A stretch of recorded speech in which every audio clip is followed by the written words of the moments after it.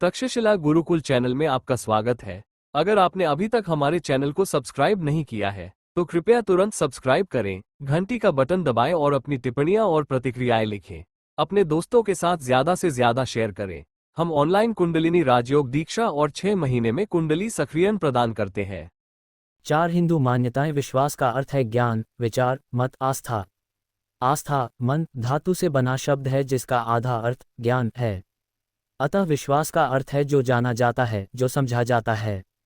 वस्तुओं और विचारों के बारे में जो देखकर जाना जाता है, जो अनुभव किया जाता है और समझा जाता है, जो अनुभव के आधार पर सोचा और समझा जाता है, जो उन्हें अनुभव करने वालों द्वारा सुना और समझा जाता है, ये सभी अनुभव माने जाते हैं। यह अनुभवजन्य ज्ञान ही विश्वास है। अतः विश्वास का अर्थ अनुभव भी कहा जा सकता है। गौतम, कणाद, कपिल, पतंजलि, जैमिनी और बादरायण, वेदव्यास जैसे महर्षियों ने वैदिक उपनिषदों के आधार पर दुनिया को दर्शन दिया। ये कहा जा सकता है कि इन दर्शनों में प्रस्तावित बातें वेदांत दर्शन में एक सही पूर्णता या अंतिम निष्कर्ष पर पहुंची। वेदांत दर्शन में वर्णित ब्रह्म, जब, जीव, मोक्ष आदि विषयों पर जो भिन्न भिन्न मत उत्पन्न हुए हैं, उनकी व्याख्या विभिन्न मतों या मतों के प्रवर्तकों द्वारा की गई है। इनमें श्री शंकराचार्य, श्री रामानंद जी, श्री मध्व अत्यंत प्रसिद्ध हैं तथा इनके दैत्य, विशिष्ट दैत्य और दैत्य जैसे मत अधिक प्रसिद्ध हैं। इन तीनों मतों की भांति श्री वल्लभाचार्य, श्री निम्बाकाचार्य, श्री कृष्ण चैतन्य जैसे महापुरुषों ने भी वेदांत दर्शन के विषय में अपने मतों की व्याख्या की है तथा अपने सिद्धांतों को नए ढंग से स्पष्ट किया है। वेदांत ब्रह्म, जब, जीव, मोक्ष आदि विषयों के संबंध और उनके स्वरूप के विषय में इन विभिन्न मतों में भिन्न भिन्न मत हैं।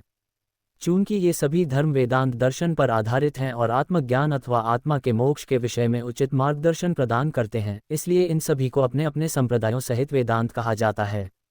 उदाहरण के लिए अद्वैत वेदांत, विशिष्टाद्वैत वेदांत, द्वैत वेदांत आदि। चूंकि उन्होंने वेदांत दर्शन में प्रतिपादित विचारों पर अपने अपने मत स्पष्ट किए हैं, इसलिए उन्हें वत कहा जाता है और चूंकि उनमें सत्य के विषय के रूप में सिद्धांत निहित हैं, इसलिए उन्हें सिद्धांत भी कहा जाता है।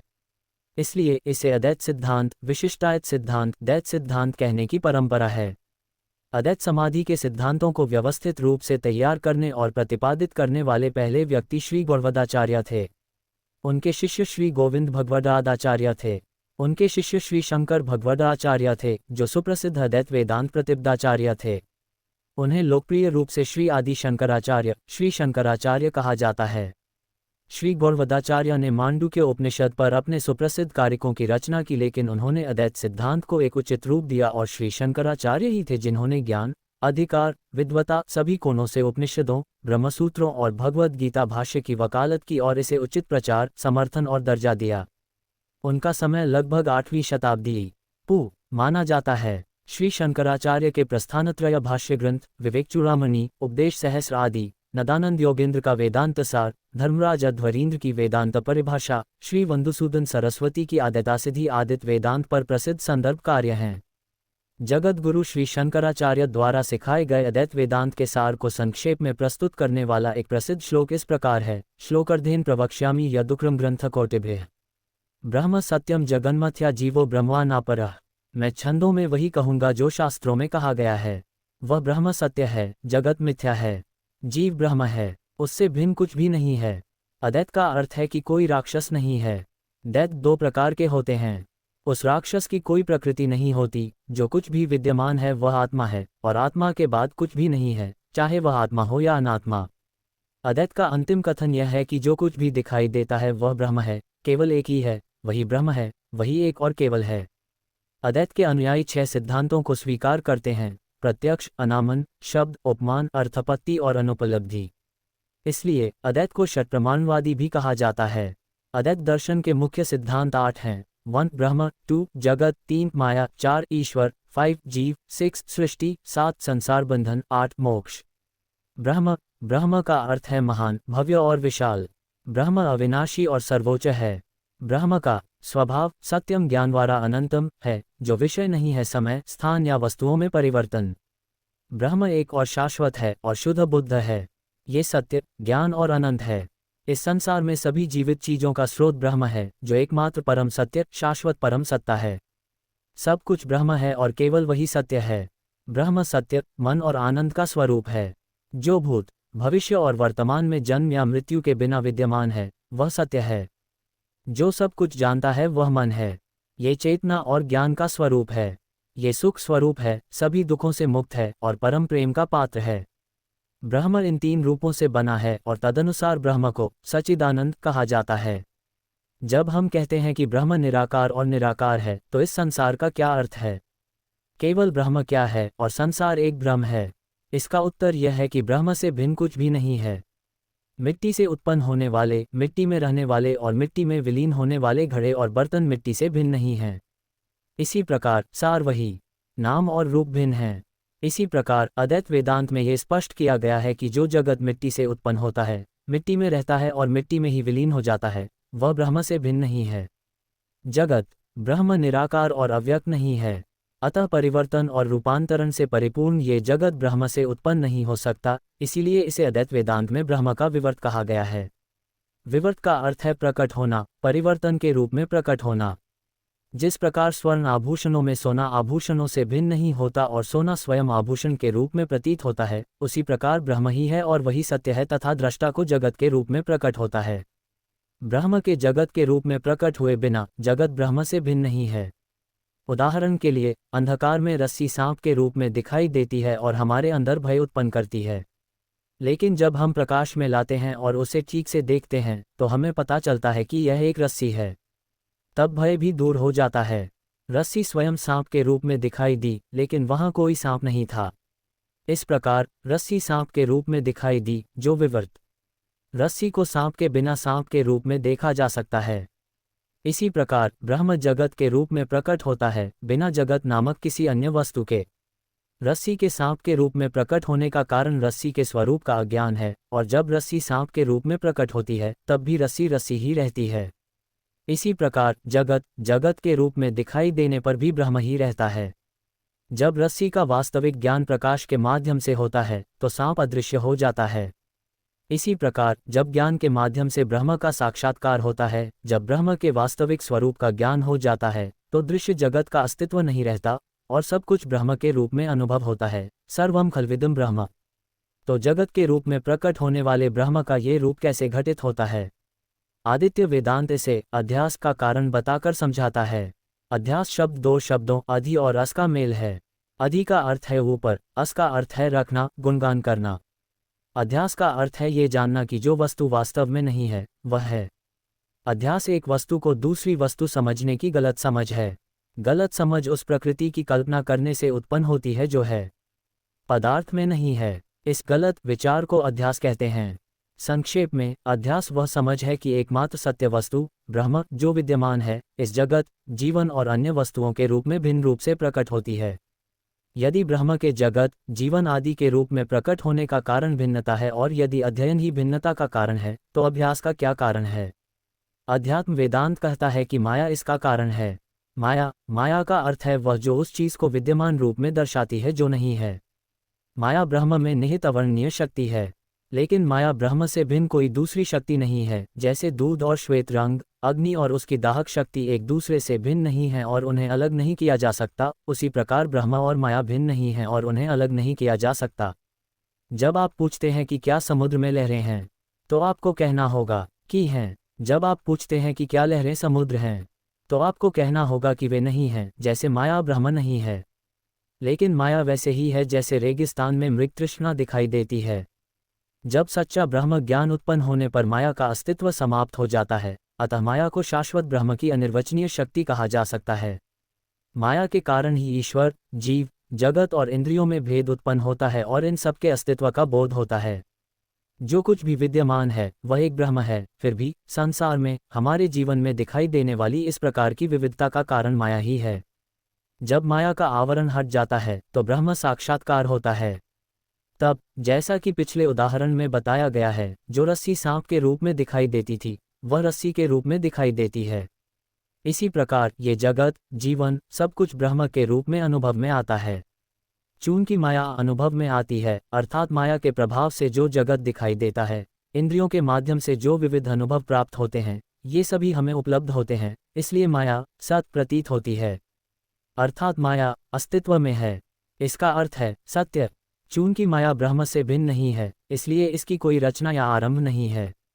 अतः माया शाश्वत है। जब ब्रह्म का ज्ञान होता है तो माया का अस्तित्व समाप्त हो जाता है। अतः इसका अंत। इसलिए असत का अर्थ है अस्तित्वहीनता, असत्य। इस प्रकार चूंकि माया सत और असत दोनों है, इसलिए माया को विशिष्ट रूप से विद्यमान के रूप में परिभाषित करना संभव नहीं है, इसलिए माया को अनिर्वचनीय कहा जाता है।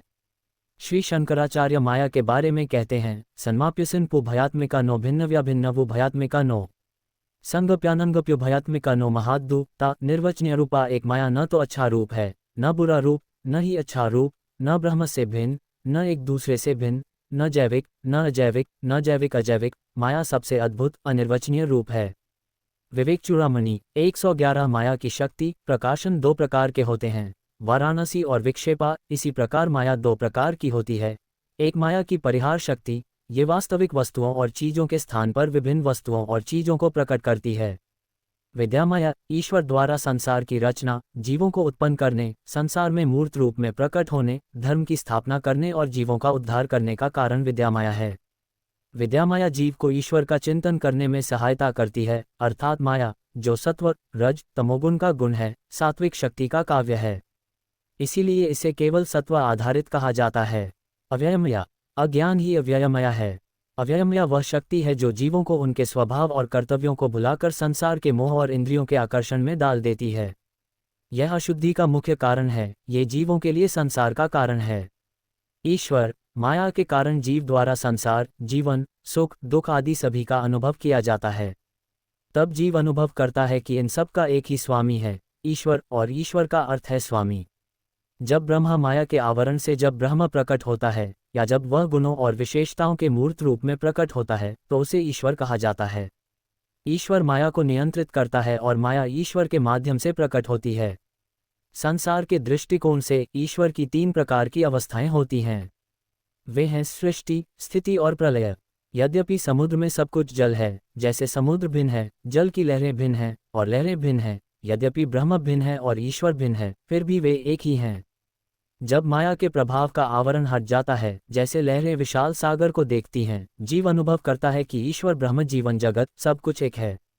माया के कारण जीव को ब्रह्म ईश्वर के रूप में दिखाई देता है और ईश्वर ही एकमात्र है। यद्यपि माया अस्तित्व का आधार है, ईश्वर माया नहीं है, वह माया के अधीन नहीं है। और ईश्वर परिवर्तनशील नहीं है, बल्कि एक भ्रष्ट सत्ता है, और वह माया की शक्ति से परिवर्तनशील जगत की रचना करता है। ईश्वर को जीवन के मूर्त रूप में देखा जाता है। जैसे समुद्र में एक पर्दा दिखाई देता है, वैसे ही ईश्वर को जीवन के मूर्त रूप में देखा जाता है। जैसे पर्दा मूल रूप से जल है और सागर के संपूर्ण जल से भिन्न नहीं, अपितु उसी का अंग है। ईश्वर मूलतः ब्रह्म है और व्यवहारतः ब्रह्म से भिन्न है।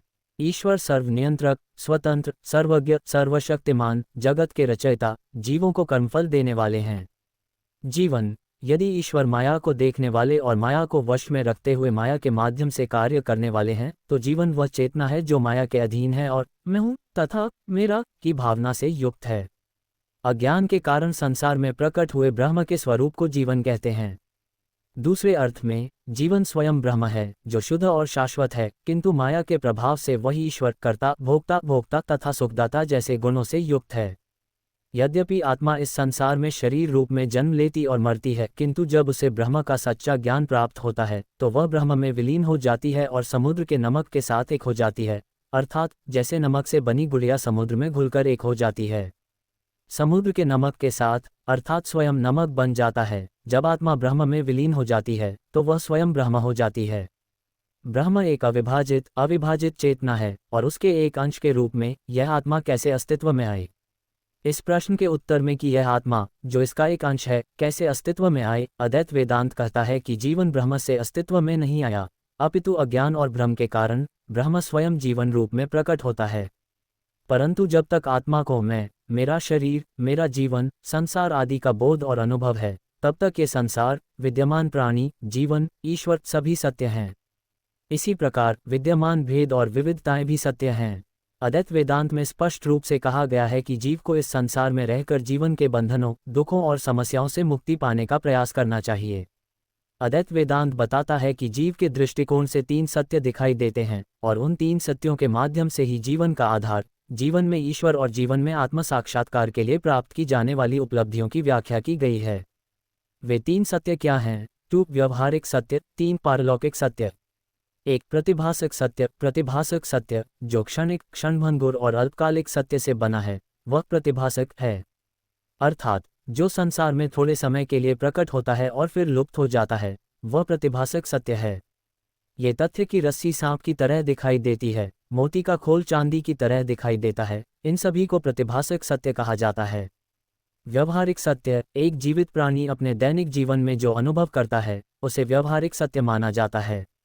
मैं मोटा हूँ, मैं खुश हूँ, मैं दुखी हूँ, मैं दुनिया में अकेला हूँ, मैं गरीब हूँ, मुझे पता है, ये गर्म है, ये ठंडा है, मेरा घर, मेरे रिश्तेदार आदि दुनिया के सभी व्यवहारिक अनुभव व्यवहारिक सत्य हैं। पारलौकिक सत्य, वह सत्य जो पूर्ण, वास्तविक और बिना किसी प्रतिबंध के है, वह पारलौकिक सत्य है। जब कोई जीव अपने वास्तविक स्वरूप को जान लेता है और सभी भेद मिट जाते हैं, वह केवल ब्रह्म का अनुभव करता है, सर्वम खल्विदम ब्रह्म। तब ये स्पष्ट हो जाता है कि ब्रह्म ही पारलौकिक सत्य है। सृष्टि, ब्रह्म ही इस जगत और सभी जीवों का आधार है और ये सभी नाम और रूप माया के कारण हैं। इन सजीव और निर्जीव वस्तुओं की रचना की शक्ति ब्रह्म में ही निहित है। जैसे अग्नि से चिंगारियां निकलती हैं, वैसे ही जीव ब्रह्म से उत्पन्न होते हैं। जिस प्रकार एक चिंगारी में अग्नि की ज्वलन शक्ति होती है और वह स्वयं अग्नि ही है, उसी प्रकार जीवन भी मूलतः ब्रह्म है। क्या ब्रह्मा ने इन सजीव जगतों की रचना की? उन्होंने ऐसा क्यों किया? ऐसे प्रश्नों का उत्तर अद्वैत वेदांत में ब्रह्मा की लीला और माया के रूप में विस्तार से समझाया गया है। ब्रह्म से आकाशीय पदार्थ उत्पन्न हुआ, जिससे वायु उत्पन्न हुई, फिर अग्नि, अग्नि से जल, जल से पृथ्वी, पृथ्वी से वनस्पति, वनस्पति से अन्न उत्पन्न हुआ, अन्न से मनुष्य उत्पन्न हुए। यद्यपि यह सृष्टि मूलतः 5 तत्वों पदार्थों से थी, फिर भी कहा जाता है कि 5 तत्वों की कम या अधिक मात्रा के विलयन से नए पदार्थ तैयार हुए और इस प्रकार बने। इसे पंचीकरण कहते हैं। विभिन्न तत्वों पदार्थों के 5 भागों का एक दूसरे में मिल जाना पंचीकरण कहलाता है। इस प्रकार संसार की सभी वस्तुएं 5 तत्वों से बनी हैं और मानव शरीर भी। मानव शरीर 3 प्रकार का होता है। ये हैं 1 स्थूल, 2 सूक्ष्म, 3 कारण। स्थूल शरीर वह स्थान है जहां जीवन विद्यमान है और सुख दुख का अनुभव करता है। ये 25 तत्वों से मिलकर बना है। 25 तत्व 5 मूल तत्वों वायु, आकाश, तेज, जल और पृथ्वी के सम्मिलित 5 तत्व हैं। एक आकाश तत्व के कारण काम, क्रोध, लोभ, मोह और मत्सर बनते हैं। 2 वायु के कारण गति, उड़ान, पीछा, फैलाव और लज्जा। 3 प्रकाश के कारण बेचैनी, थकान, आलस्य, निद्रा और तेजस्विता। 4 जल से शुक्र, शोणित, मूत्र, स्वेद और रक्त। 5 पृथ्वी से अस्थि, मांस, त्वचा, नाड़ी और बाल। सामान्यतः इस विद्यालय शरीर में जो कुछ ठोस है वह पृथ्वी है, जो कुछ तरल है वह जल है, जो कुछ गर्म है वह प्रकाश है, जो कुछ बह रहा है वह वायु है, जो कुछ कोमल है वह आकाश तत्व है। इस प्रकार 5 तत्वों से बना मानव शरीर सप्त भूतों, चतुर्धातुकों और 10 दोषों से मिलकर बना है। 7 तत्व 1 रेशा, 2 रक्त, 3 मांस, 4 मच्छर, 5 मेद, 6 अस्थि, 7 त्वचा, 6 विकार शविकार। 1 जायते इक्वल्स जन्म लेना, 2 अस्थि इक्वल्स जन्म लेना, प्रकट होना, 3 वर्धते इक्वल्स बढ़ना, 4 विपरीतनमते इक्वल्स परिणाम प्राप्त करना, 5 अपक्षयते इक्वल्स कम होना, 6 विनश्यति इक्वल्स नष्ट होना, लुप्त होना। 10 दोष 1 अशुद्धि, 2 शौच, 3 दुर्गंध, 4 अस्थिर, 5 विद्यालय, 6 खंड, 7 जला हुआ, 8 आलसी, 9 रोगी, 10 लोभ। सूक्ष्म शरीर सुख भोगने के साधन के रूप में इंद्रियों का कारण शरीर सूक्ष्म शरीर है। मुक्ति तक रहने वाला शरीर सूक्ष्म शरीर है। ये संसार के 5 तत्वों के सार से बना है। ये गंध, स्वाद, स्पर्श, रूप, शब्द के 5 तत्वों के सूक्ष्म तत्वों से उत्पन्न होता है। इसमें 17 तत्व होते हैं। 5 ज्ञानेंद्रियां आँख, कान, नाक, जीभ, त्वचा, 5 कर्मेंद्रियां वाणी, पानी, पाद, मुख, गुदा, 5 प्राण, अपान, समान, उदान, व्यान, मन और बुद्धि। 5 प्राणों का स्नान और क्रिया, प्राण, हृदय, क्रिया, भूख और प्यास पैदा करना, अपान, गुदा, क्रिया, मल और मूत्र को बाहर निकालना, समान, नाभि, क्रिया, खाए गए भोजन और पानी को पचाना और उचित रूप से संतुलित करना। उदान, गला, क्रिया, हिचकी आदि का कारण बनना। व्यान, सभी अंगों का स्थान प्राप्त कर चुका है। क्रिया, भोजन को सभी जगह वितरित करना, अर्थात शरीर को स्थिर रखना। एकल प्राण को 5 अलग अलग क्रियाओं के कारण सुविधा के लिए 5 प्राणों में विभाजित किया गया है, जिसके बिना 5 प्राण नहीं होंगे।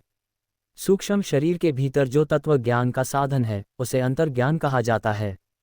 अंतर्ज्ञान में मन और बुद्धि का अंतर है और इनके संयोजन को अंतर्ज्ञान कहते हैं। मन, अंतर्ज्ञान की वह क्षमता जो इन गुणों से युक्त है, मन है। बुद्धि, अंतर्ज्ञान की वह क्षमता जो किसी वस्तु के बारे में एक निश्चित निष्कर्ष पर पहुंचती है, बुद्धि है। मन और बुद्धि में 2 अन्य तत्व शामिल हैं, जो छवि और अहंकार हैं। छवि, एक छवि में लंबे समय तक याद रखने की शक्ति होती है। अहंकार, ये सोचने की प्रवृत्ति कि मैं अपना हूँ, अहंकार है, और अहंकार बुद्धि में मौजूद है और मन मन में मौजूद है, और इसमें बुद्धि और मन दोनों शामिल हैं, और इसे अंतःकरण कहते हैं। कारण शरीर, वह ज्ञान या अज्ञान जो स्थूल और सूक्ष्म दोनों शरीरों का कारण है, कारण शरीर कहलाता है। सूक्ष्म और स्थूल शरीरों के प्रकट होने का कारण जो शाश्वत और अनिर्वचनीय है और जो व्यक्ति को आत्मा के स्वरूप को भुला देता है और कल्पना से रहित करता है, उसे कारण शरीर कहते हैं। जीव इन 3 शरीरों, स्थूल, सूक्ष्म और स्थूल, से घिरा हुआ है। इन 3 शरीरों को जीवन की उत्पत्ति, बंधन की वस्तुएं कहा जाता है। इन 3 शरीरों की तरह जीव 5 कोशों या थैलों से घिरा हुआ है। वे कोश आत्मा को ढकते हैं और यह भ्रम पैदा करते हैं कि यह आत्मा ही है। 5 कोश हैं। 1 अन्नमय कोश, 2 प्राणमय कोश, 3 मनोमय कोश, 4 विज्ञानमय कोश, 5 आनंदमय कोश। 1 अन्नमय कोश, जो अन्न रस से उत्पन्न होता है, अन्न से बढ़ता है और अंत में अन्न के रूप में पृथ्वी में विलीन हो जाता है, वही अन्नमय कोश है। ये भावना कि मैं एक मनुष्य हूँ, अन्नमय कोश द्वारा उत्पन्न होती है। ये भावना कि मैं मोटा, पतला, सुंदर आदि हूँ, इस कोश के कारण है। मानव शरीर को ही अन्नमय कोश कहा जाता है। 2 प्राणमय कोश, वह कोश जो 5 कर्मेंद्रियों और 5 प्राणों से बना है, प्राणमय कोश है। ये कर्म शक्ति का कोश है। शरीर में प्यास, अस्वस्थता आदि भाव इसी कोश के कारण होते हैं। प्राणमय कोश वायु के क्रियाशील समुच्चय का एक भाग है और अन्नमय कोश को प्राणी नाम दिया गया है। 3 मनोमय कोश, 5 ज्ञानेंद्रियां और मन एक साथ संयुक्त हैं। यह इच्छा शक्ति का कोश है। जीव जीवन के विचारों का चिंतन करता है, जैसे मैं एक संसारी व्यक्ति हूँ, मेरे बच्चे हैं आदि। वह ध्यान करता है, इसीलिए वह स्वयं को मनुष्य कहता है। इन विचारों, इच्छाओं आदि के लिए उत्तरदायी कोश मनोमय कोश है। 4 विज्ञानमय कोश, बुद्धि और 5 ज्ञानेंद्रियों से युक्त कोश विज्ञानमय कोश है। जीव को मैं करता हूँ, मैं ज्ञाता हूँ, मैं अज्ञानी हूँ जैसे भाव प्राप्त होते हैं और शरीर में स्थित मैं इसी कोश के माध्यम से संवेदित होता है। विज्ञानमय कोश ही मानव अस्तित्व का कारण है। 5 आनंदमय कोश, आनंदमय कोश वह कोशिका है जो अज्ञान के अंधकार से उत्पन्न होती है, अर्थात अज्ञान का परिणाम जो सुख, प्रेम और आनंद का परिणाम है। जब हम अपनी इच्छित वस्तुओं को देखते हैं तो हमें खुशी होती है। यह इच्छा करने की प्रवृत्ति है और जब हम अपनी इच्छित वस्तुओं को प्राप्त करते हैं तो हमें बहुत खुशी होती है। यह आनंदित होने की प्रवृत्ति है। जब हम प्राप्त वस्तुओं का अनुभव करते हैं तो हमें अत्यधिक खुशी होती है। यह आनंदित होने की प्रवृत्ति है। मैं खुश हूँ, मैं ही वह हूँ जो सुख का अनुभव करता है आदि, ये सभी आनंददायक भावनाएं और अनुभव आनंदमय कोश से उत्पन्न होते हैं। अन्नमय कोश स्थूल शरीर में नहीं है, प्राणमय मनोमय विज्ञानमय कोश सूक्ष्म शरीर में है और आनंदमय कोश कारण शरीर में है। यद्यपि आत्मा जीव इन कोशों से आच्छादित है, फिर भी यह उनसे भिन्न है। चूंकि 5 कोश और 3 शरीर मायावी हैं, वे आत्मा नहीं हैं। आत्मा कोशों से अलग है, जैसे तलवार अपने म्यान से अलग होती है। आत्मा ही इन सब का वास्तविक साक्षी है। अद्वैत वेदांत में भी स्पष्ट किया गया है कि सच्चा मन आनंद स्वरूप है। आत्मा, जो माया के 5 कोशों और 3 शरीरों के अधीन है और उनके द्वारा सन्निहित है, 3 अवस्थाओं का अनुभव करती है। अवस्था का अर्थ है अवस्था। आत्मा द्वारा अनुभव की जाने वाली 3 अवस्थाएं हैं। 1 जागृति जागृत, 2 स्वप्न स्वप्न, 3 सुषुप्ति। 1 जागृत अवस्था, वह अवस्था जिसमें आत्मा जागती है और जीवन के सुख दुख, कामिनी और कंचन जैसी भौतिक चीजों के प्रवाह का अनुभव करती है, जागृति की अवस्था है। इस अवस्था में आत्मा संसार के मामलों का संचालन करती है। इसे जीवन की व्यापार अवस्था कहते हैं, जिसमें आत्मा स्वर्ग और नर्क, पुण्य और पाप, ईश्वर और धन, गुरु और शिष्य, बंधन और मोक्ष, सृष्टि, अस्तित्व, प्रलय आदि का अनुभव और विश्वास करती है। इस अवस्था का अनुभव आत्मा स्थूल शरीर के माध्यम से करती है और स्थूल शरीर से जुड़ी हुई आत्मा को इस अवस्था में संसार कहा जाता है। 2 स्वप्न अवस्था। यद्यपि जागृत अवस्था में आत्मा द्वारा अनुभव की जाने वाली कोई वस्तुएं नहीं होती, फिर भी उनसे संबंधित संस्कार या अनुभव सूक्ष्म शरीर में विद्यमान रहते हैं। निद्रा के दौरान मन वस्तुओं का रूप धारण कर लेता है और आत्मा को उनका अनुभव होता हुआ प्रतीत होता है, जो स्वप्न अवस्था है। स्वप्न अवस्था का अनुभव सूक्ष्म शरीर के माध्यम से होता है।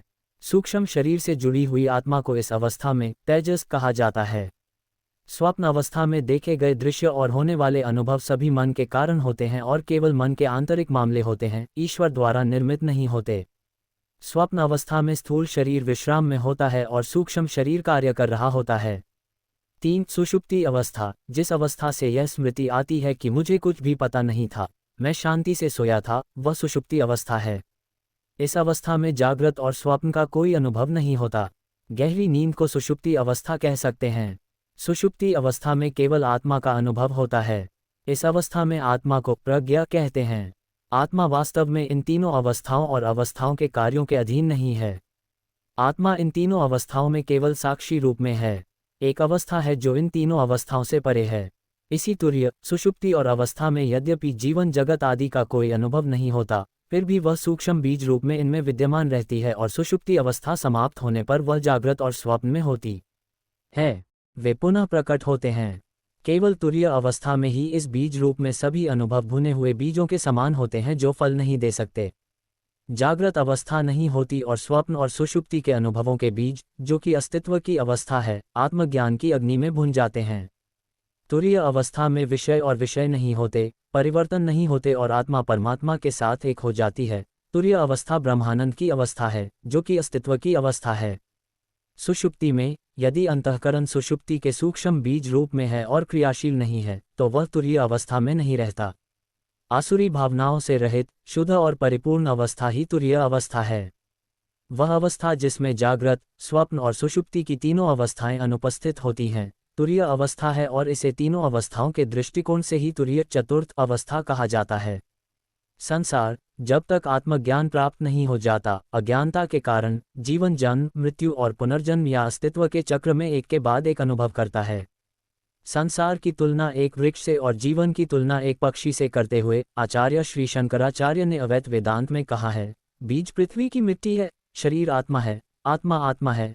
अस्तित्व के वृक्ष के लिए अज्ञान बीज है, शरीर में आत्म चेतना कली है, कली में रुचि अंकुर है, क्रिया जल है, शरीर मध्य भाग है, पशु शाखाएं हैं, इंद्रियां शाखा की युक्तियां हैं, वस्तुएं फूल हैं, विभिन्न कर्मों से उत्पन्न विभिन्न प्रकार के दुख फल हैं। यहाँ फल का आनंद लेने वाला पक्षी जीवन है। विवेक चूड़ामणि ओवे जैसा कि पहले उल्लेख किया गया है, जब तक जीवन में ये भावना और जागरूकता है कि वह स्वयं से अलग है, ब्रह्म से अलग है, तब तक ये सभी चीजें मौजूद हैं। जब तक सांप के रूप में देखा गया था, तब तक रस्सी को रस्सी नहीं समझा जाता है। जब तक कि रस्सी को सांप के रूप में नहीं देखा जाता है, जब तक कि भय उत्पन्न नहीं होता है, आदि जब तक कि ब्रह्म का साक्षात्कार नहीं हो जाता है, तब तक जीवन विभिन्न तरीकों से दुनिया का अनुभव करता है। परब्रह्म के दृष्टिकोण से संसार एक भ्रम है। यद्यपि जीवन, जन्म और मृत्यु सभी भ्रम हैं, फिर भी जीवन के दृष्टिकोण से ये सत्य और सापेक्ष सत्य हैं। माया और विक्षेप, इन दो शक्तियों के कारण ही मनुष्य में एक पारिवारिक बंधन बना हुआ है। संसार की व्याख्या इन दोनों से मोहभंग होकर ये जानकर कि शरीर ही आत्मा है, संसार में भटकता है, अद्वैत वेदांत में दी गई है। विवेक चूड़ामणि श्लोक 144। क्या ये सच है कि यह सारा अज्ञान मन के कारण कार्य करता है और संसार इसी के कारण कल्पित होता है, लेकिन वास्तव में संसार जैसी कोई चीज नहीं है। ये सब कल्पित, भ्रमपूर्ण और अज्ञान से उत्पन्न है, अर्थात संसार एक भ्रम के कारण अस्तित्व में प्रतीत होता है। आत्मा, जो एक सच्चा मन और आनंदमय प्राणी है, इन संसार के सुखों और दुखों से व्याकुल नहीं होती, जैसे बादलों से ढका सूर्य इनसे व्याकुल नहीं होता, इसलिए आत्मा वास्तव में संसार से व्याकुल नहीं होती। यदि संसार जीवन के मन में कल्पित है, तो मन में ऐसा विचार क्यों उत्पन्न हुआ? जीवन इसका कारण कैसे बना? अद्वैत वेदांत बहुत सूक्ष्म और गूढ़ प्रश्नों की विस्तृत व्याख्या करता है। जैसे पूर्व जन्म ये समझाया गया है कि पिछला संस्कार जीव की संसार अवस्थाओं का कारण है। यह नहीं कहा जा सकता कि पिछला कर्म कब प्रारंभ हुआ। चूंकि संसार शाश्वत है, इसलिए ये कहा जा सकता है कि इसका प्रारंभ संसार की रचना के साथ ही हुआ। संसार की रचना माया के कारण हुई, कर्म भी माया में था और माया के कारण ही प्रारंभिक कर्म अपने कारण रूप में आया। ये कहना अनुचित नहीं होगा कि माया ही कर्म के रूप में प्रकट हुई है। जब माया का प्रत्यक्ष दर्शन होता है तो वह नाम रूप बन जाती है। जब वह कर्म के माध्यम से प्रकट होती है तो वह कर्म बन जाती है। माया की तरह कर्म भी शाश्वत है, लेकिन कर्म चक्र की विरासत का अंत होता है। ज्ञान की अग्नि से सभी कर्म नष्ट हो जाते हैं। ज्ञानाग्नि सर्व कर्माणि भस्मासात् कुरुते तथा गीता 4.37। पुनर्जन्म किसी जीव को जीवन में मोक्ष प्राप्त करने के लिए उसके कर्मों के फल का अंत होना आवश्यक है। ऐसा करने के लिए उसे मोक्ष की नियमित साधना करनी चाहिए। ये सभी एक ही जन्म में संपन्न होने चाहिए। ये परिपक्व हो सकता है या अधूरा रह सकता है। जीव मरने पर केवल भौतिक शरीर ही मरता है। शरीर के मरने पर भी प्राण नहीं मरते। प्राण एक अमर आत्मा है, अचल और अद्वितीय। जब भौतिक शरीर मर जाता है तो सूक्ष्म शरीर और कारण शरीर शेष रहते हैं। यदि जीव को मोक्ष प्राप्त नहीं हुआ है तो जिसने उपर्युक्त सूक्ष्म शरीर में प्रवेश किया है वह उस सूक्ष्म शरीर में पूर्व जन्मों के कर्मों के अनुसार नए जन्म लेगा। जब कोई आत्मज्ञान प्राप्त करता है तो उसे मोक्ष प्राप्त होता है और वह संसार के बंधनों से मुक्त हो जाता है।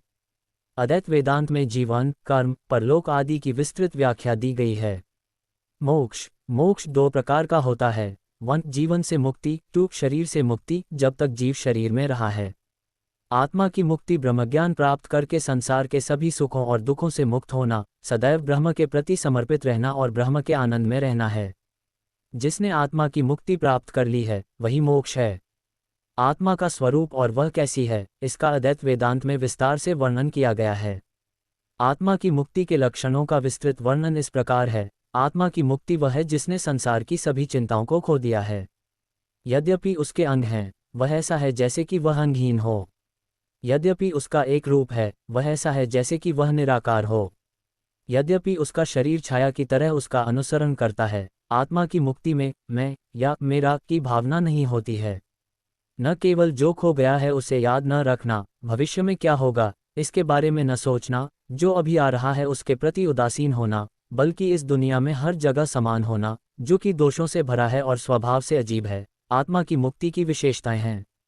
शारीरिक इंद्रियों में मैं की भावना और उनसे भिन्न वस्तुओं में ये की भावना आत्मा मुक्त व्यक्ति में सदैव उत्पन्न नहीं होती। विवेक चूड़ामणि 431-439 गीता में वर्णित स्थितप्रज्ञ का लक्षण भी इसका उदाहरण है। विदेह मुक्ति का अर्थ है भौतिक शरीर के नाश के पश्चात, मृत्यु के पश्चात आत्मा मुक्त व्यक्ति परम ब्रह्म में विलीन हो जाता है।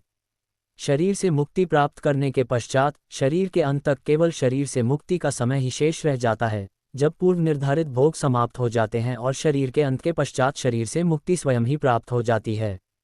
शरीर से मुक्ति के बाद कोई नई और भिन्न अवस्था नहीं है। इसके अतिरिक्त आत्मा मुक्त व्यक्ति को इसके लिए कोई नई साधना नहीं करनी पड़ती। मोक्ष का स्वरूप, मोक्ष का अर्थ है जन्म, मृत्यु, सुख दुख से छूटकर शाश्वत आनंद में विलीन हो जाना। आत्मा को अपने वास्तविक स्वरूप का बोध होता है।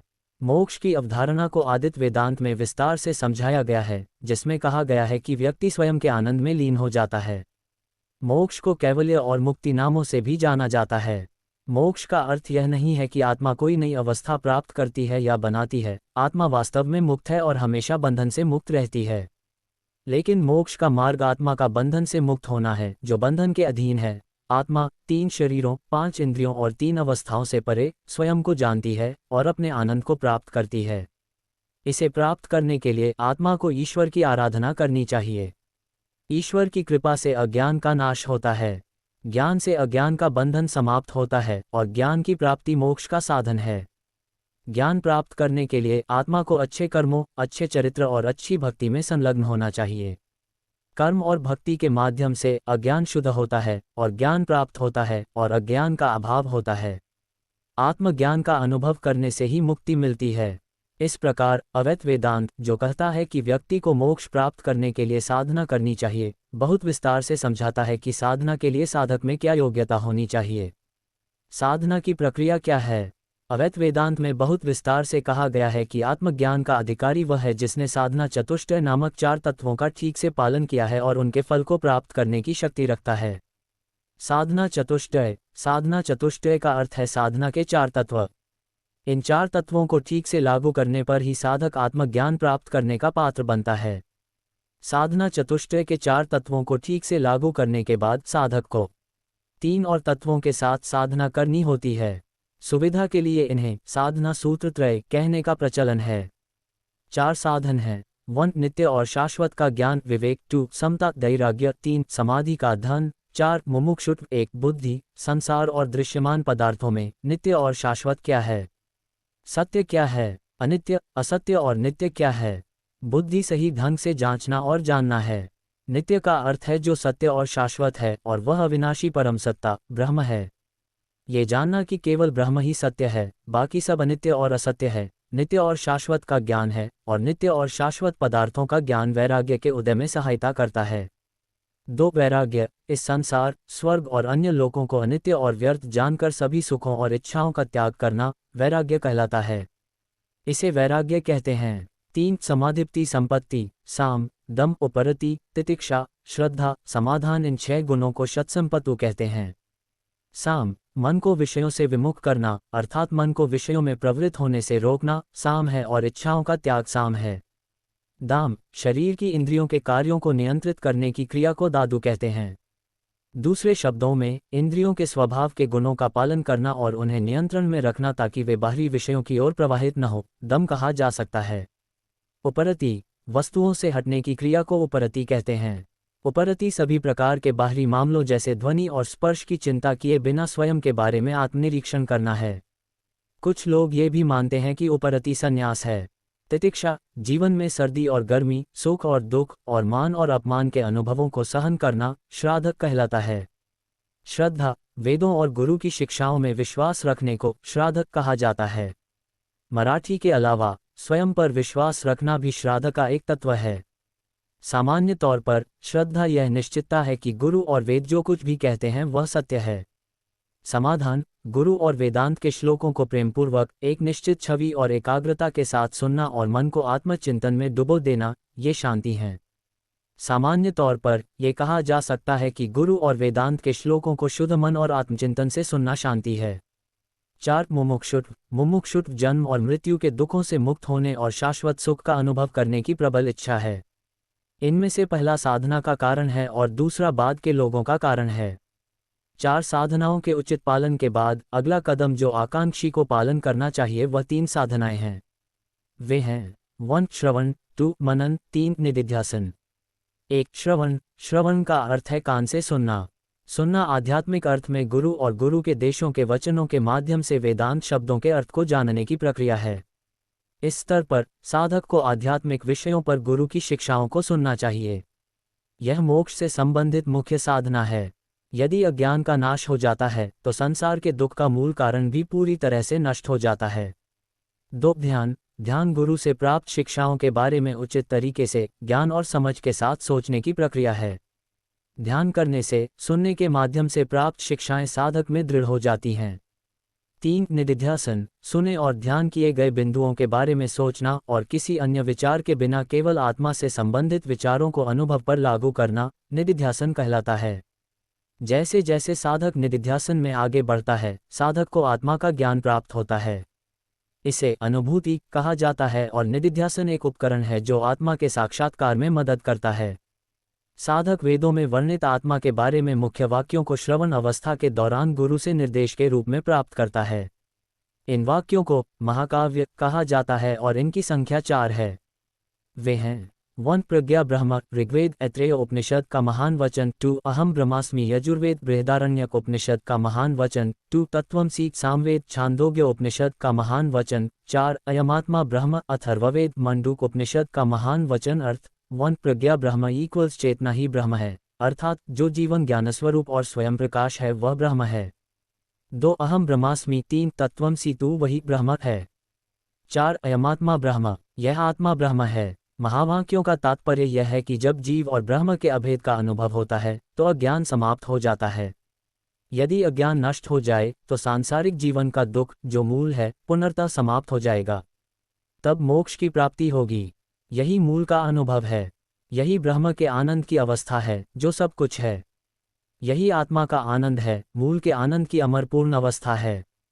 इस प्रकार मूल वेदांत स्पष्ट करता है कि ब्रह्म, ईश्वर, जीव, जगत और जीवन के भेद व्यवहारिक दृष्टि से सत्य और पारलौकिक दृष्टि से असत्य हैं, और जीवन को व्यवहारिक दृष्टि के स्तर से पारलौकिक सत्य के आधार तक उठने, जीवन से मुक्त होने और मोक्ष के आनंद को प्राप्त करने का उचित मार्ग दिखाता है। मूल वेदांत के कुछ मुख्य बिंदु। 1 केवल एक ही सत्य है, अर्थात ब्रह्म है। ब्रह्म निर्गुण है, विशेष गुणों से रहित है तथा एक आयामी है, अर्थात ब्रह्म में समान, भिन्न या पृथक प्रकृति के भेद नहीं हैं। 2 आत्मा मूलतः ब्रह्म है और उपदेशों के कारण ब्रह्म से भिन्न है। अज्ञान की उपदेश ही उपदेशों का कारण है, और जब आत्मज्ञान हो जाता है तब आत्मा अज्ञान का त्याग करके उपदेशों से मुक्त हो जाती है और स्वयं प्रकाशमान तथा परब्रह्म के रूप में प्रकाशित होती है। तब आत्मा और ब्रह्म का भेद नहीं रहता। 3 जब तक आत्मा के पास शरीर है, जब तक वह संसार रूपी संसार में जीवन का अनुभव करती है, तब तक ये संसार सत्य है। यद्यपि संसार माया के कारण है, किंतु जब तक आत्मा के पास माया के कारण शरीर है, तब तक माया भी सत्य है। संसार मिथ्या प्रतीत होता है और शरीर केवल मुक्ति की अवस्था में ही विद्यमान रहता है। तब तक आत्मा, संसार, जीवन आदि सभी सत्य हैं।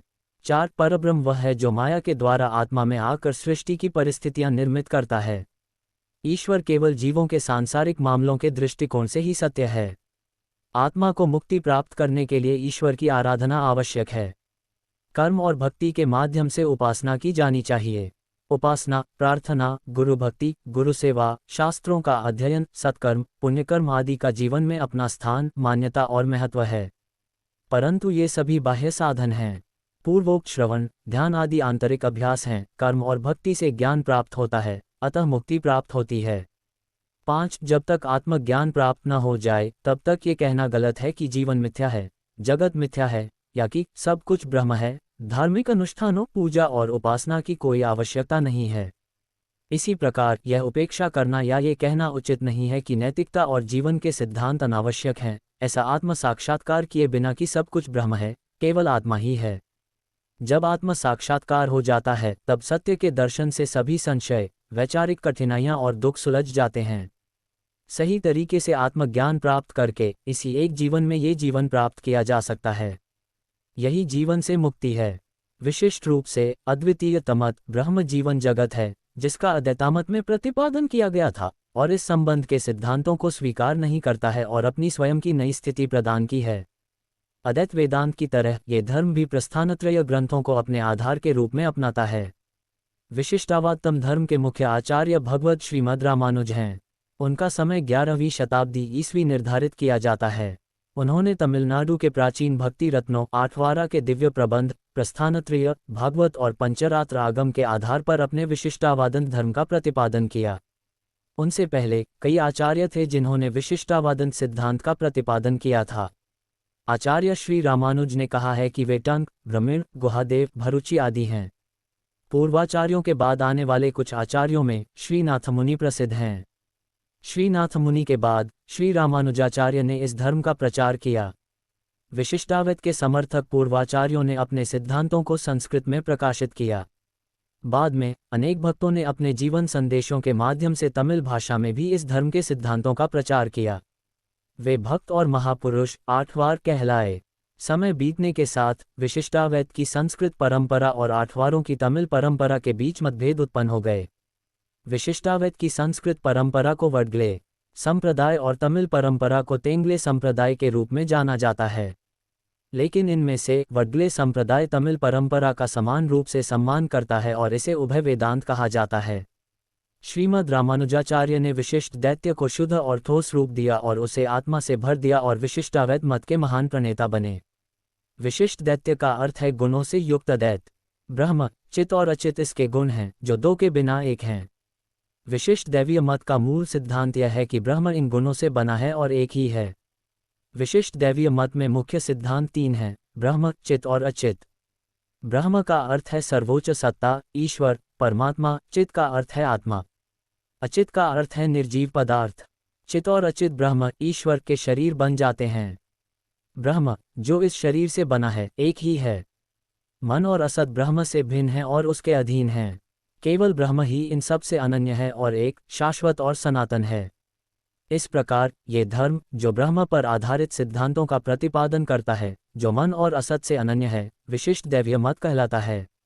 ब्रह्म ब्रह्म मन और असत से बना है और एक, दोषरहित, शाश्वत और सनातन है। ब्रह्म सभी सत्वगुणों से परिपूर्ण है। वह न केवल सर्वव्यापी और सत्यज्ञ है, बल्कि वह अनंत और सर्वव्यापी भी है। ब्रह्म को ईश्वर, आत्मा, ईश, नारायण, वासुदेव, पुरुषोत्तम जैसे विभिन्न नामों से पुकारा जाता है। ये नाम उन प्रक्रियाओं से भिन्न है जिनके द्वारा मन और अमन से बना ब्रह्म संसार में प्रकट होता है और संसार की रचना और स्थिति आदि के लिए उत्तरदायी है। तदनुसार ब्रह्म को ईश्वर कहा जाता है और विवरण ईश्वर तत्व में सम्मिलित हैं। वे हैं 1 ब्रह्म और ईश्वर एक हैं और ईश्वर ब्रह्म है। 2 ईश्वर अंतरतम है।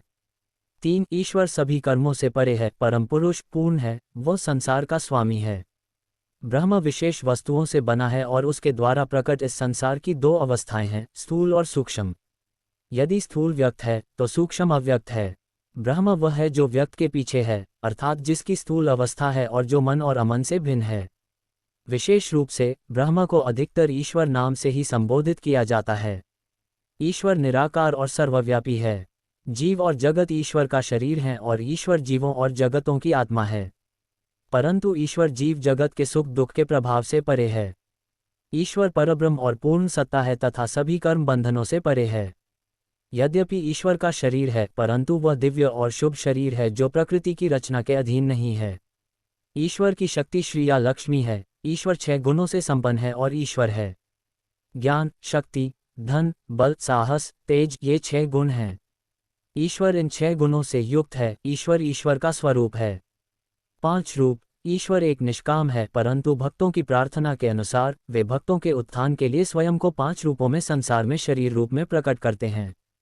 पहला रूप ईश्वर का पारलौकिक रूप है। इस रूप में ईश्वर संसार और सभी जीवों की आत्मा है। इसे प्रो कहा जाता है। जब भगवान परम पुरुष के रूप में प्रकट होते हैं तो उन्हें वासुदेव कहा जाता है। जब वे आत्माओं में बुद्धि और जीवन सिद्धांत के रूप में प्रकट होते हैं तो वे संकर्षण के रूप में प्रकट होते हैं। जब वे मन सिद्धांत के रूप में प्रकट होते हैं और सृष्टि को संभालते हैं तो वे प्रद्युम्न के रूप में प्रकट होते हैं। जब वे अहंकार सिद्धांत के रूप में प्रकट होते हैं और दुनिया की स्थिति का कारण बनते हैं तो वे इन 4 रूपों में प्रकट होते हैं। अनिरुद्ध।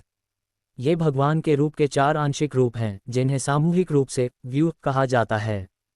ये दूसरा रूप है। दुष्टों का नाश करने और धर्मियों की रक्षा करने के लिए भगवान एक शरीर में जन्म लेते हैं, चाहे वह मानव जाति में हो या पशु जाति में, और प्रकट होते हैं। ये विभाव रूप है। ये तीसरा रूप है। विभाव को अवतार रूप भी कहा जाता है। चौथा रूप हृदय या अंतरतम रूप है। अंतिम रूप अर्चावतारा है। अर्चावतार का अर्थ है भगवान का एक छवि, अर्थात मूर्ति के रूप में प्रकट होना, जिसकी भक्त पूजा करते हैं। अर्चावतार भगवान और भक्तों के बीच घनिष्ठ संबंध का प्रतीक है। जिस प्रकार परम भगवान स्नेहवश विभिन्न रूपों में अवतरित होते हैं, उसी प्रकार देवी श्री लक्ष्मी भी परम भगवान के परवासुदेव रूप में समाहित अपने स्वरूप के तत्वों से रुक्मिणी, सीता आदि रूप धारण करती हैं और जगत के पालन हेतु भगवान की सहायिका के रूप में जगत में अवतरित होती हैं। जीव मन का रूप है और स्वरूप है, अर्थात ये ब्रह्म का अंश है। जीव इच्छा, ज्ञान और कर्म से युक्त है और भगवान और भक्त दोनों है, और ब्रह्म से न केवल भिन्न है बल्कि सहयोगी भी है। आत्मा मृत है और हृदय में कण रूप में रहती है। दीपक के प्रकाश की तरह आत्मा अपनी ऊर्जा से संपूर्ण शरीर में व्याप्त है। यह अत्यंत सूक्ष्म है और सब कुछ भेदने की शक्ति रखती है। यद्यपि आत्मा अनंत है, आत्मा परमात्मा से पृथक सत्ता है, किंतु परमात्मा आत्मा के भीतर आत्मा है और आत्मा ही आत्मा का आत्मा है। आत्मा दृश्य, नित्य और अविनाशी है। आत्मा और ईश्वर का संबंध। श्री रामानुज दर्शन में आत्मा और ईश्वर के संबंध को शेषी संबंध बताया गया है। शेष का अर्थ है स्वामी और शेष का अर्थ है स्वामी के अधीन रहने वाला। प्रभु आत्माओं के स्वामी हैं और आत्माएं प्रभु के अधीन हैं। जीव और जीव का ये संबंध जीवन में सामान्यतः 9 प्रकार से प्रकट होता है।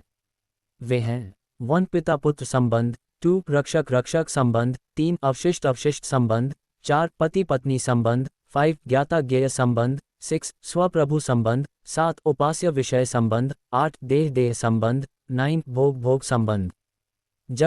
जगत वह है जो मन से या प्रकृति से विद्यमान है। संसार के रचयिता ईश्वर हैं और यह संसार ईश्वर की लीला से ही निर्मित हुआ है।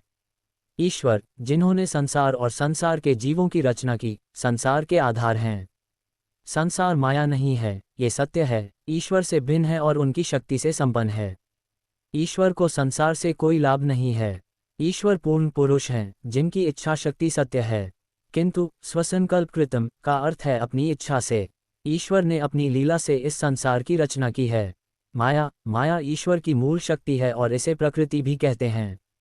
जब यह एक शाला के रूप में प्रकट होती है तो इसे प्रकृति कहते हैं, और जब यह अपनी सूक्ष्म अवस्था में होती है तो इसे माया भी कहते हैं। माया का अर्थ भ्रम या मिथ्यात्व नहीं है, ये सत्य है और शब्द का सार है। जीवों का कर्म बंध, अज्ञान और आसक्ति के कारण जीव अपने कर्मानुसार संसार के चक्र में फंस जाते हैं। कर्म का कारण ईश्वर की लीला है। कर्म शाश्वत है, अर्थात ये कहना संभव नहीं है कि जीवों के लिए ये कब प्रारंभ हुआ। लेकिन ईश्वर की कृपा और उचित अभ्यास से जीव कर्म के बंधन से मुक्त हो सकता है और संसार के चक्र से मुक्त हो सकता है। संसार का निर्माण संसार पदार्थ और गैर पदार्थ का संयोजन है। कुल 6 पदार्थ हैं, 10 गैर पदार्थ हैं। वे हैं द्रव्य, 0 प्रकृति, 2 काल, 3 शुद्ध सत्व, 4 धर्मभूत ज्ञान, 5 जीव, 6 ईश्वर। अद्रव्य 1 सत्व, 2 राजस, 3 तामस, 4 शब्द, 5 स्पर्श, 6 रूप, 7 रस, 8 गंध, 9 संयोग, 10 शक्ति, सत्व रजस 3 गुण हैं जो संयुक्त हैं और यह पूरे ब्रह्मांड का मूल कारण है। इसे मूल प्रकृति कहा जाता है। सत्व वह गुण है जो जीवन, ज्ञान, सुख आदि के लिए उत्तरदायी है। रजोगुण वह गुण है जो राग, शोक, कर्म आदि के लिए उत्तरदायी है। तम वह गुण है जो निद्रा, आलस्य, आसक्ति आदि के लिए उत्तरदायी है। यदि ये तीनों गुण सम अवस्था में हों तो उसे प्रलय कहते हैं, और यदि ये अधम अवस्था में हो तो उसे सृष्टा कहते हैं। इसी मूल प्रकृति से सर्वप्रथम महत्व उत्पन्न होता है। महत्व से अभिमान उत्पन्न होता है, अभिमान से मन उत्पन्न होता है। 5 ज्ञानेंद्रियां, 5 कर्मेंद्रियां, 5 कर्म विषय और 5 महाभूत उत्पन्न होते हैं। इनके मिलन से शरीर उत्पन्न होता है और भगवान सभी जीवों के अंतर्यामी बन जाते हैं। भगवान जीवों के कर्मों के अनुसार इन्हें शरीर में संयोजित करते हैं। मोक्ष जीव 3 प्रकार के होते हैं। 1 नित्य जीव, 2 मुक्त जीव, 3 बद्ध जीव। चूंकि नित्य जीव प्रकृति और कर्मों के प्रभाव से मुक्त होते हैं और वैकुंठ में भगवान के साथ होते हैं, इसलिए उन्हें मोक्ष की आवश्यकता नहीं होती। जो लोग एक बार संसार में रहे हैं और भक्ति और कर्म के ज्ञान के माध्यम से संसार से मुक्त हो गए हैं और भगवान के साथ रहते हैं, वे मुक्त जीव हैं, जबकि जो अशिक्षित हैं और संसार में लीन हैं वे बद्ध जीव हैं। उन्हें मोक्ष की आवश्यकता है। विशिष्टाद्वैतम के अनुसार मोक्ष का अर्थ है कि आत्मा सभी प्रकार के बंधनों से मुक्त हो जाती है और संसार से मुक्त हो जाती है, और वह सर्वोच्च वैकुंठ लोक में निवास करती है और भगवान श्रीमन नारायण की दिव्य उपस्थिति का आनंद अनुभव करती है। मुक्त आत्मा भगवान के साथ एक नहीं हो जाती। आत्मा दिव्य ज्ञान और भगवान की शाश्वत प्राप्ति के साथ एक हो जाती है और भगवान के आनंद का अनुभव करती रहती है। इस धर्म का स्पष्ट सिद्धांत यह है कि आत्मा को मुक्ति नहीं मिलती। मुक्त आत्मा 2 चीज़ों को छोड़कर अन्य सभी मामलों में ब्रह्म के गुणों को प्राप्त करती है। मुक्त आत्मा ब्रह्म की तरह सृजन नहीं कर सकती। इसी प्रकार श्रीदेवी अर्थात देवी लक्ष्मी का स्वामित्व भी मुक्त आत्मा को उपलब्ध नहीं होता। भगवान के वैकुंठ धाम में सभी आत्माओं का एक ही रूप है। उनके सभी रूप शुद्ध सार से निर्मित हैं। 2 प्रकार की मुक्त आत्माएं हैं। वे हैं 1 वे जिन्हें इस संसार में भगवान की सेवा करने की आदत है और मुक्ति के बाद भी ऐसा करना जारी रखते हैं। 2 जिन्होंने परमात्मा के नित्य ध्यान में सेवा का सार प्राप्त कर लिया है और भगवान के दिव्य धाम वैकुंठ में उसी स्वरूप को प्राप्त करते हैं।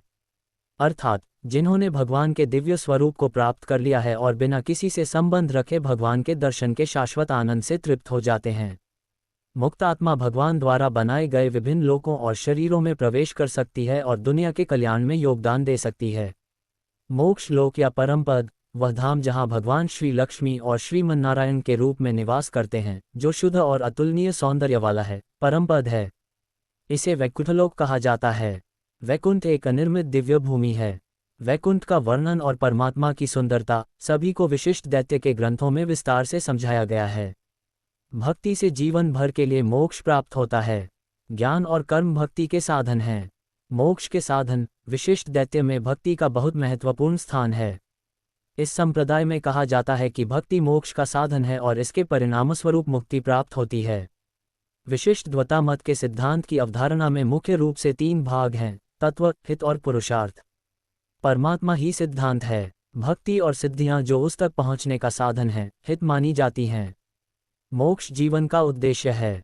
दूसरे शब्दों में, तत्व को संप्रदाय के सिद्धांतों से संबंधित विचार कहा जा सकता है। हित का अर्थ है भगवान के दिव्य धाम तक पहुंचने के लिए किया गया मोक्ष का साधन। पुरुषार्थ, धर्म, अर्थ, काम और मोक्ष हैं जिन्हें सभी को जीवन में प्राप्त करना चाहिए।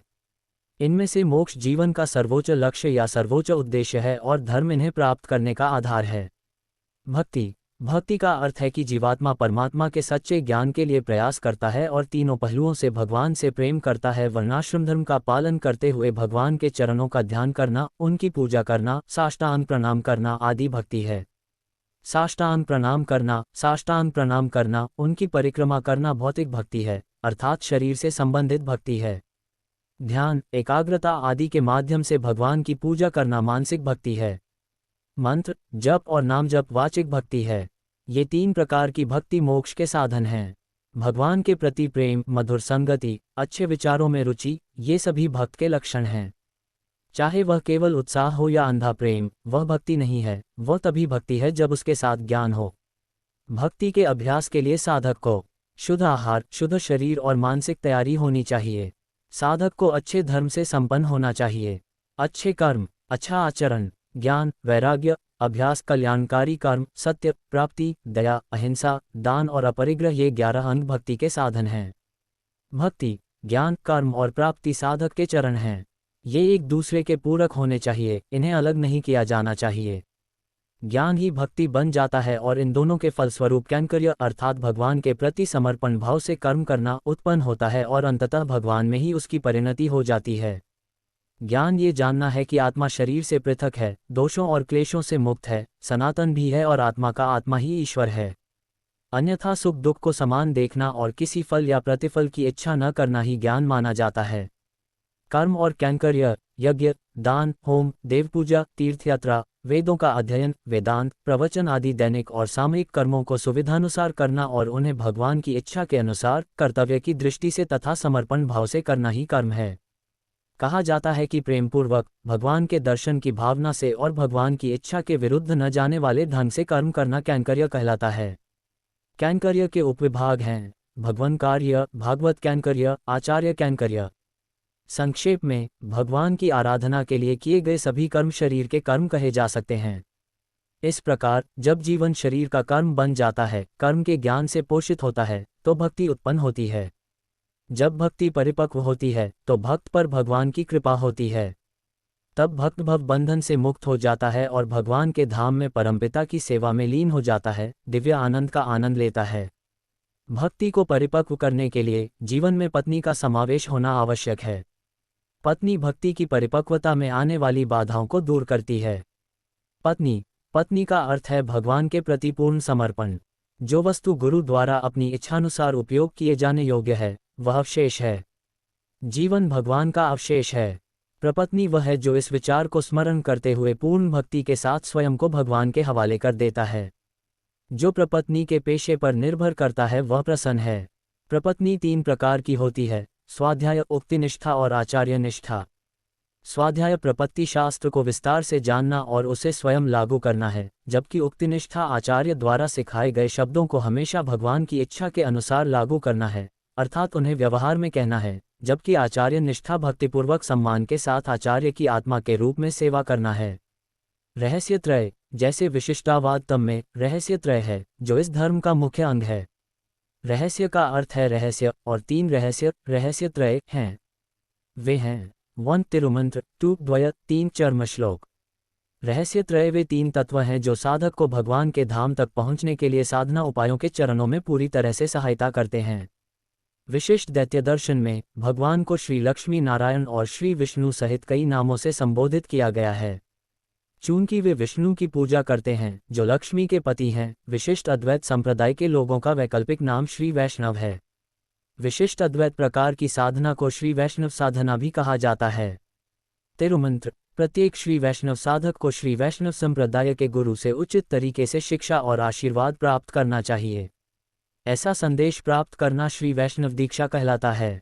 तिरुमंत्र ओम नमो नारायणाय मंत्र है जो पवित्र 8 अक्षरों से बना है। द्वय, जो जीव को परमेश्वर की कृपा का पात्र बनाता है वह श्री अर्थात लक्ष्मी देवी हैं, जो जगत की माता हैं, जबकि श्रीमन नारायण कर्म की शक्ति हैं, जबकि श्री लक्ष्मी देवी कृपा की शक्ति हैं।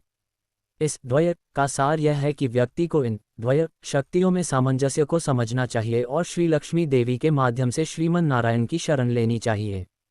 द्वय का एक मंत्र है जिसे प्रत्येक श्री वैष्णव को गुरुमुखे शास्त्रोक्त मानकर जीवन में आचरण करना चाहिए।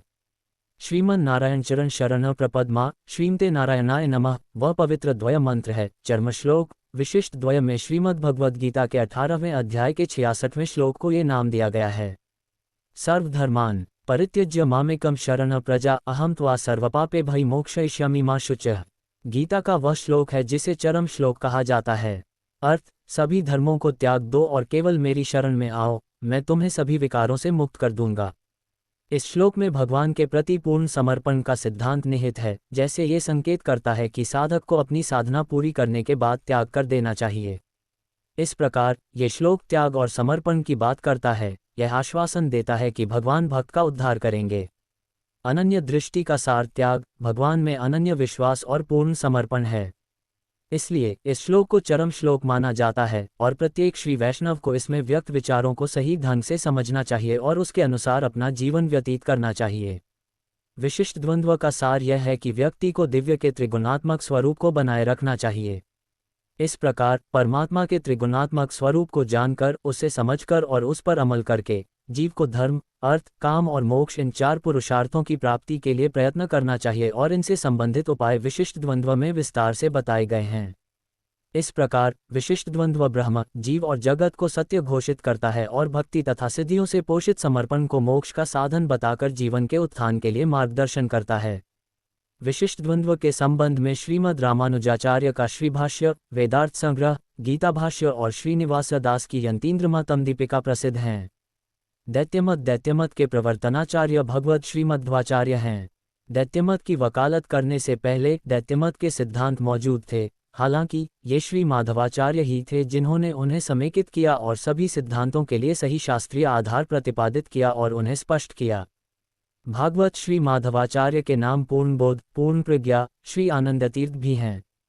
उनका समय 13वीं शताब्दी ईस्वी निर्धारित किया गया है। दैत्य का अर्थ है द्वैत, दो। दैत्य नामक एक और आधा भी है जिसका अर्थ अंतर है। कुल मिलाकर दैत्य का अर्थ दो है, एक नहीं। इस धर्म में ये तर्क दिया जाता है कि आत्मा, जगत और परमात्मा, इसके और दूसरे के बीच एक पारलौकिक अंतर है।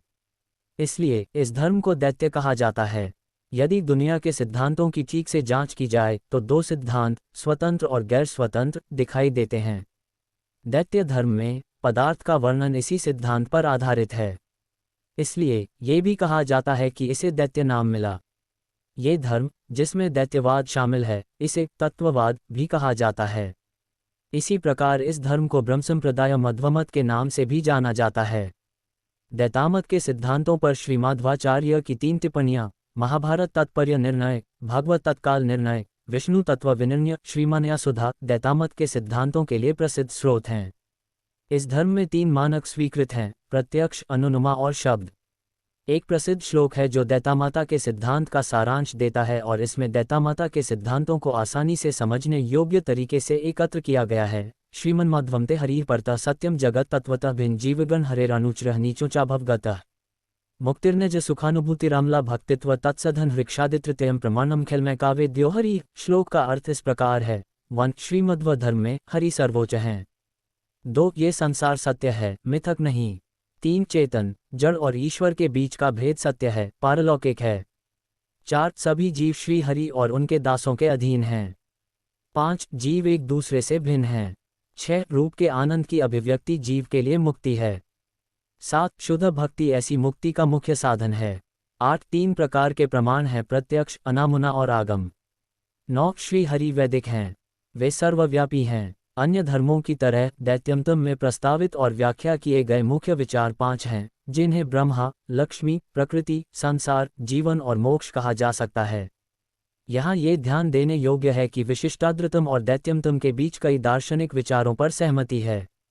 ब्रह्मा को श्रीमन्नारायण, श्री विष्णु, श्रीहरि और परमात्मा नामों से पुकारा जाता है। श्रीमन्नारायण और श्रीहरि नाम सर्वविदित हैं। श्रीहरि परमेश्वर हैं और जगत के कारण हैं। श्रीहरि परमेश्वर सर्वशक्तिमान ईश्वर और सर्वज्ञ हैं। वे मन और अचेतन शक्तियों के नियंत्रक और स्वामी हैं। ईश्वर परमाणु से भी लघु और महत्तम से भी महान हैं। जड़ प्रकृति अर्थात जड़ पदार्थ ईश्वर से भिन्न है। श्रीहरि देवी लक्ष्मी के माध्यम से प्रकृति को ऊर्जा से परिपूर्ण बनाकर जगत की रचना करते हैं। वे जीवों के उद्धार के लिए जगत में अवतार लेते हैं। वे राम कृष्ण आदि अवतार धारण करते हैं। वे ईश्वर की छवियों में प्रकट होते हैं और जीवों के अंतरतम भी हैं। जगत की उत्पत्ति अस्तित्व और प्रलय ब्रह्मा के कारण अर्थात उनके नियंत्रण के कारण होता है। केवल ब्रह्मा ही एक हैं और किसी के नियंत्रण के अधीन नहीं हैं और जीवों और जगतों से भिन्न हैं। लक्ष्मी देवी लक्ष्मी श्रीहरि की पत्नी हैं और वैकुंठ में निवास करती हैं। श्री लक्ष्मी परमेश्वर की अधीनस्थ आत्मा हैं। श्री लक्ष्मी ज्ञान आनंद और अनंत गुणों से संपन्न हैं। श्री लक्ष्मी भगवान की सक्रिय चेतना हैं। भगवान के अवतार के बाद देवी लक्ष्मी इस संसार में सीता रुक्मिणी आदि रूपों में अवतरित होती हैं। श्री लक्ष्मी करोड़ों रूपों में सभी जीवों से श्रेष्ठ हैं और केवल परमेश्वर श्रीहरि से हीन हैं। यदि श्रीहरि सभी जीवों के पिता हैं तो श्री लक्ष्मी सभी जीवों की माता हैं। श्री लक्ष्मी माया हैं। माया भगवान की अधीनस्थ चेतना है और सत्य एवं शाश्वत है। प्रकृति और जगत प्रकृति जड़ अचित है। देवी लक्ष्मी के कारण ये सक्रिय और सत्व से परिपूर्ण हो जाती है। अज्ञान शाश्वत प्रकृति की अभिव्यक्ति का एक रूप है। विषय और 5 महाभूत अर्थात महत अहंकार बुद्धि मन 5 ज्ञानेंद्रियां 5 कर्म शब्द रस रूप स्पर्श और गंध जड़ प्रकृति के परिवर्तन हैं। परिवर्तन से पहले ये सूक्ष्म प्रकृति में विद्यमान रहते हैं। परम पुरुष ही जगत की रचना का कारण और प्रभाव है और प्रकृति जगत की रचना की मूल सामग्री है। इस प्रकार परम पुरुष के कारण उत्पन्न होने वाला जगत सत्य है। जीव वह है जो जीवन के सुख दुखों का अनुभव करता है, बद्ध है, मोक्ष का पात्र है और वह सभी परिस्थितियों में मैं हूँ को जानने वाला है। दैत्य माता का सिद्धांत यह है कि जीव असंख्य और शाश्वत हैं, किंतु एक दूसरे से भिन्न भी हैं और परम पुरुष की रचना और नियंत्रण के अधीन हैं। इस जगत में अणुक्षेत्र में असंख्य जीव व्याप्त हैं। जीव अपने पूर्व कर्मों और कर्मों के अनुसार जन्म लेते हैं। पात्र जीव स्वयं आनंद के स्वरूप हैं और देहयोग रूपी परम आत्मा की उपज हैं। अपने पूर्व कर्म और संस्कार के अनुसार शरीर धारण करने के कारण प्राणियों को क्रम से सुख दुख भोगने पड़ते हैं। आत्मा शरीर का हृदय है, तथापि ये संपूर्ण शरीर में व्याप्त है। यद्यपि यह सत्य है कि संसार की सभी घटनाएं परमात्मा के कारण होती हैं, जीव अनजाने में ही सोचता है कि सब कुछ अपने आप घटित होता है और यह अज्ञान ही जीवन और संसार के बंधन का कारण है।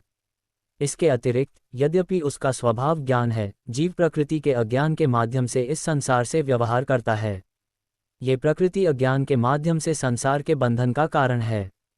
जीवों में भेद है। इसी प्रकार संसार में मुख्यतः जीव और परमात्मा के बीच 5 प्रकार के भेद हैं।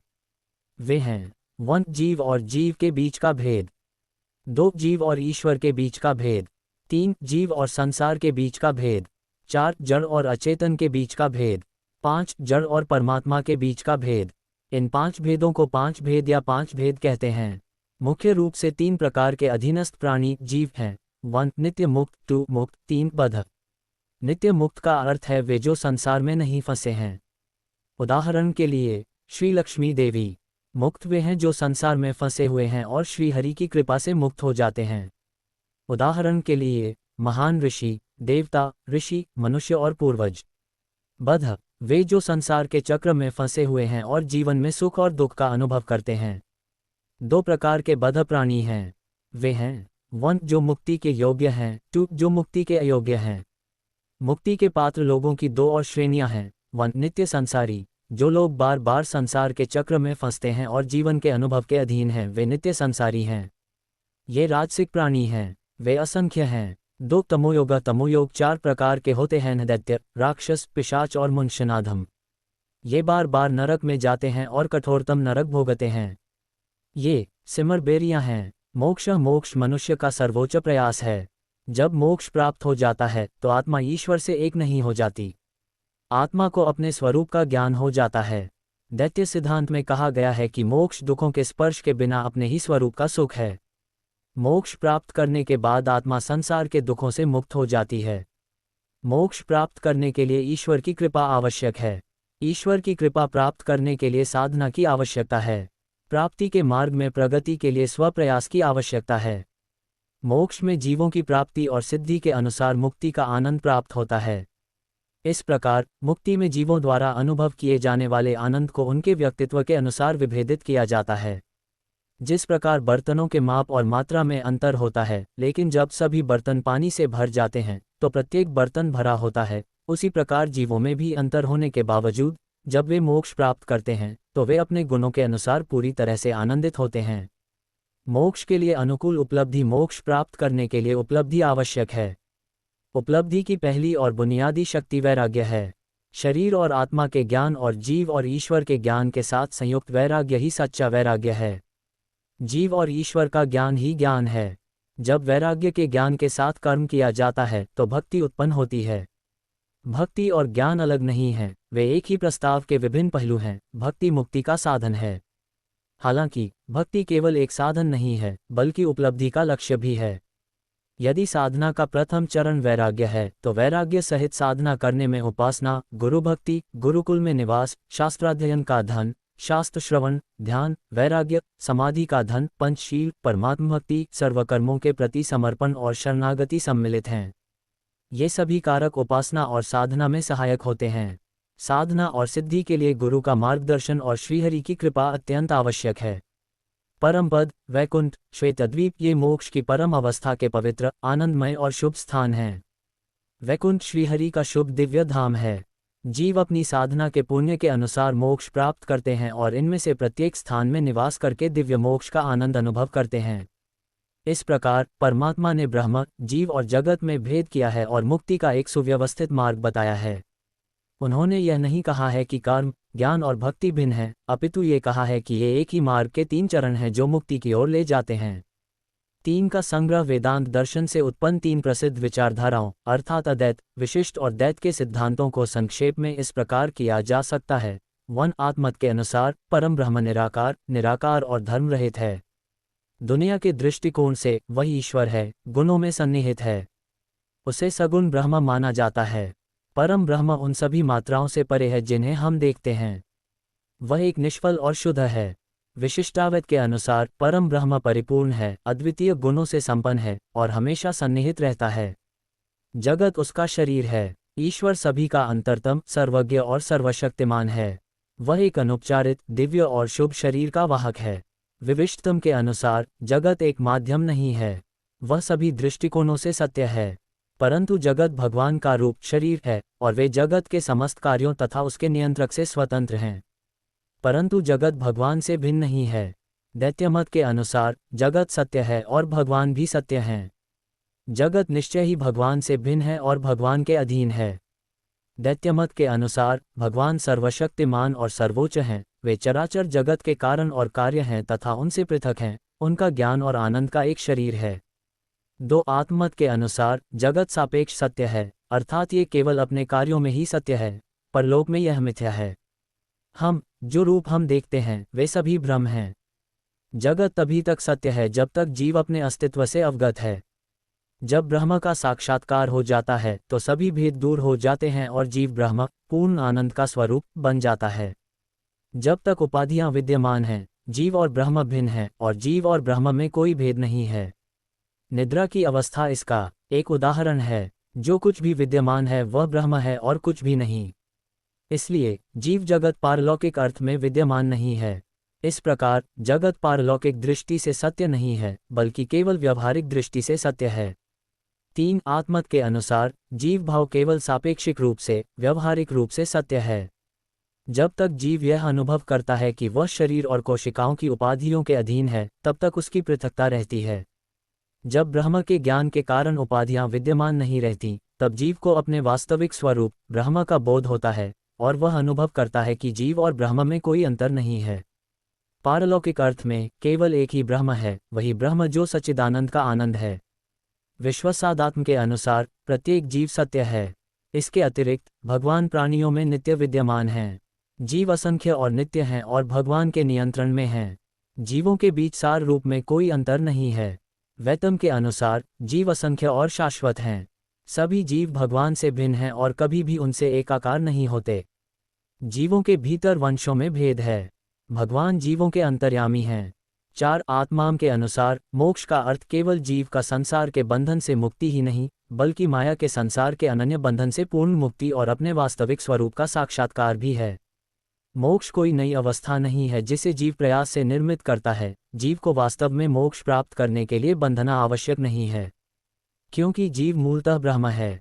यहाँ तक कि जब जीव अपने गले में स्वर्ण हार को सर्वत्र खोजता है और अंततः उसे अपने गले में पा लेता है, तब भी मूलतः ब्रह्म ही स्रोत है। और जब ज्ञान द्वारा अज्ञान का नाश हो जाता है, तब व्यक्ति अपने वास्तविक स्वरूप से परिचित हो जाता है। यही मोक्ष है। जब आत्मा शरीर में होती है, अर्थात जब वह परिस्थितियों के अधीन होती है, तब ज्ञान की सहायता से मोक्ष का अनुभव संभव है। यही शरीर से मुक्ति है। जब शरीर का नाश होता है, तो आत्मा शरीर से मुक्ति प्राप्त करती है।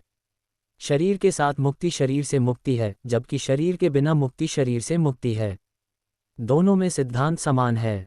शरीर से मुक्ति और शरीर से मुक्ति में आत्मा सत्य और चेतना के शाश्वत आनंद में लीन हो जाती है और एकमात्र द्वितीय ब्रह्म बन जाती है।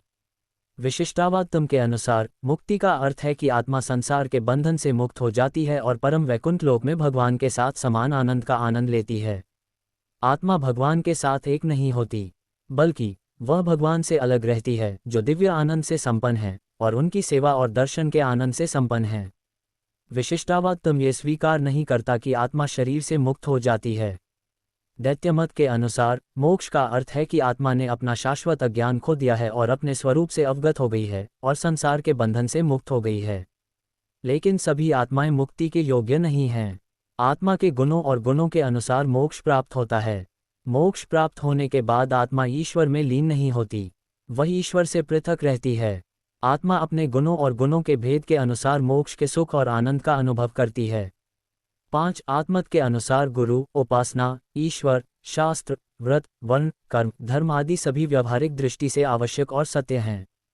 जब तक आत्मा अपने वास्तविक स्वरूप को नहीं जान लेती, तब तक उसे सारा जगत सत्य प्रतीत होता है। तब आत्मा को अपने वास्तविक स्वरूप को जानने के लिए कर्म और भक्ति आवश्यक हैं।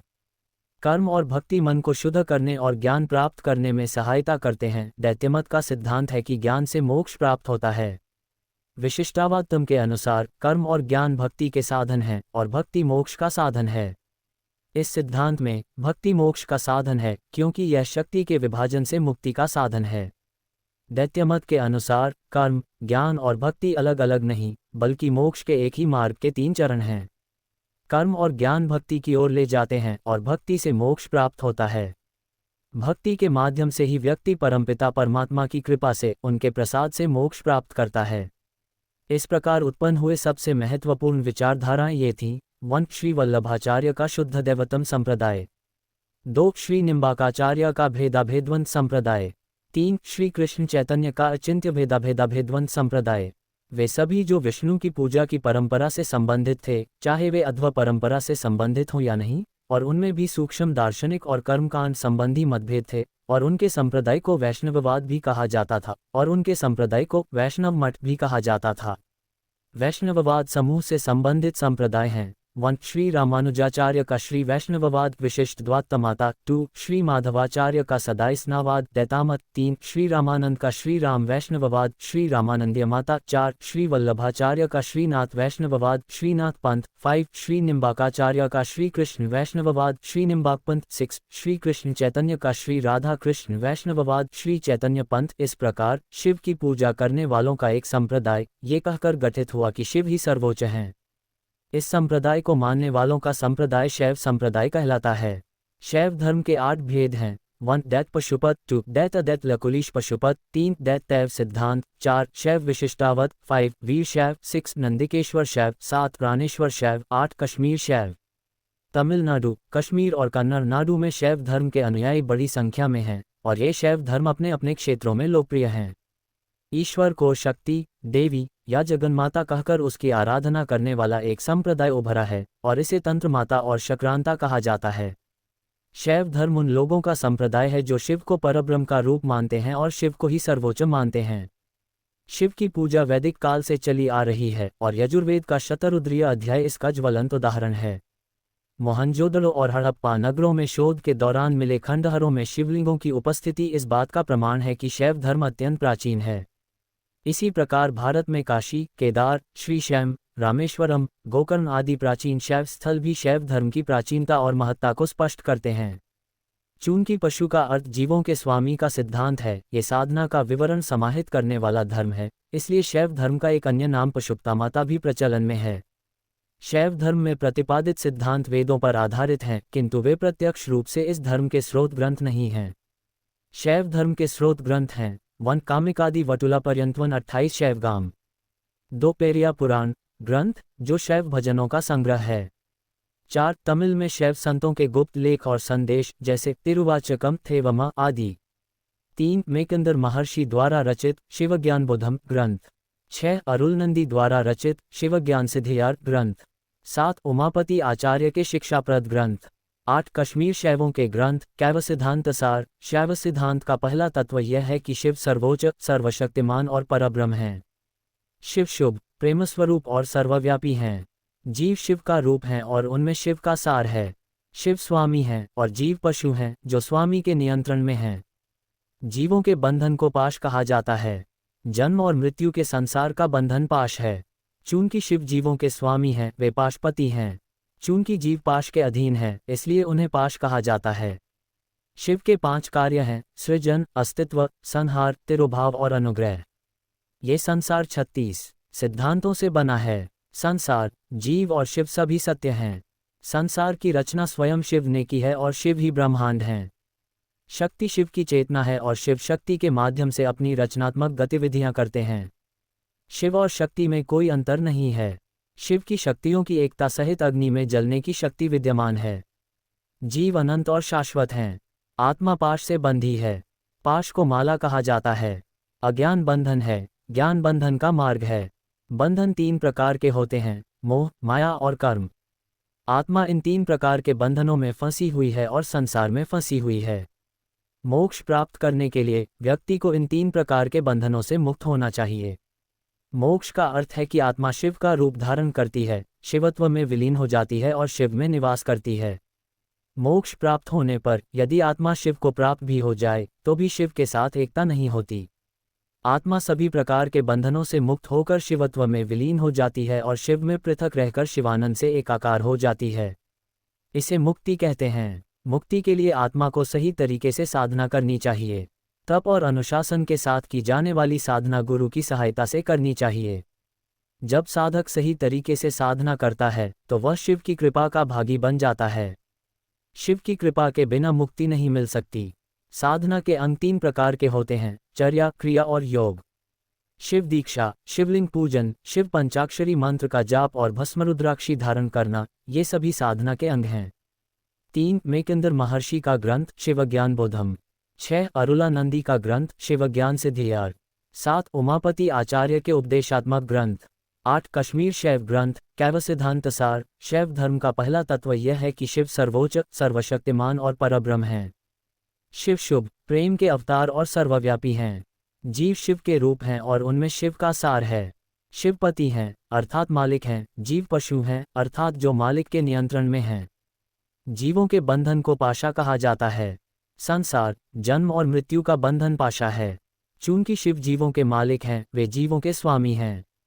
जीवन को पशु कहा जाता है क्योंकि यह फंसा हुआ है। शिव के 5 कार्य हैं: सृजन, अस्तित्व, विनाश, विलुप्ति और अनुग्रह। ये संसार 36 सिद्धांतों से बना है। संसार, जीवन और शिव सभी सत्य हैं। संसार शिव द्वारा बनाया गया था और शिव ब्रह्मांड हैं। शक्ति शिव की आत्मा है और शिव शक्ति के माध्यम से अपना रचनात्मक कार्य करते हैं। शिव और शक्ति में कोई अंतर नहीं है। शिव की शक्तियों की एकता सहित अग्नि में जलने की शक्ति विद्यमान है। जीव अनंत और शाश्वत हैं। आत्मा बंधन से बंधी है। बंधन को माला कहते हैं।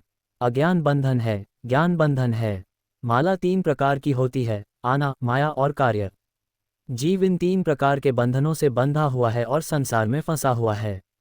मोक्ष प्राप्त करने के लिए व्यक्ति को इन 3 प्रकार की मालाओं को त्यागना होगा। मोक्ष का अर्थ है कि जीव शिव का रूप धारण कर शिव में विलीन हो जाता है और शिव में निवास करता है। जब मोक्ष प्राप्त हो जाता है तब भी जीव शिव को प्राप्त कर लेता है तो शिव के साथ एकता नहीं होती। जीव सभी प्रकार के बंधनों से मुक्त होकर शिव में विलीन हो जाता है और शिव में अपनी पृथकता बनाए रखता है और शिवानंद के साथ रहता है। इसे मुक्ति कहते हैं। मुक्ति के लिए आत्मा को सही तरीके से साधना करनी चाहिए। तप और अनुशासन के साथ की जाने वाली साधना गुरु की सहायता से की जानी चाहिए। जब साधक सही तरीके से साधना करता है तो वह शिव की कृपा का भागी बन जाता है। शिव की कृपा के बिना मुक्ति प्राप्त नहीं हो सकती। साधना के अंग चर्या, क्रिया और योग हैं। शिव दीक्षा, शिवलिंग पूजन, शिव पंचाक्षरी मंत्र जाप और भस्म रुद्राक्षी धारणा सभी साधना के अंग हैं।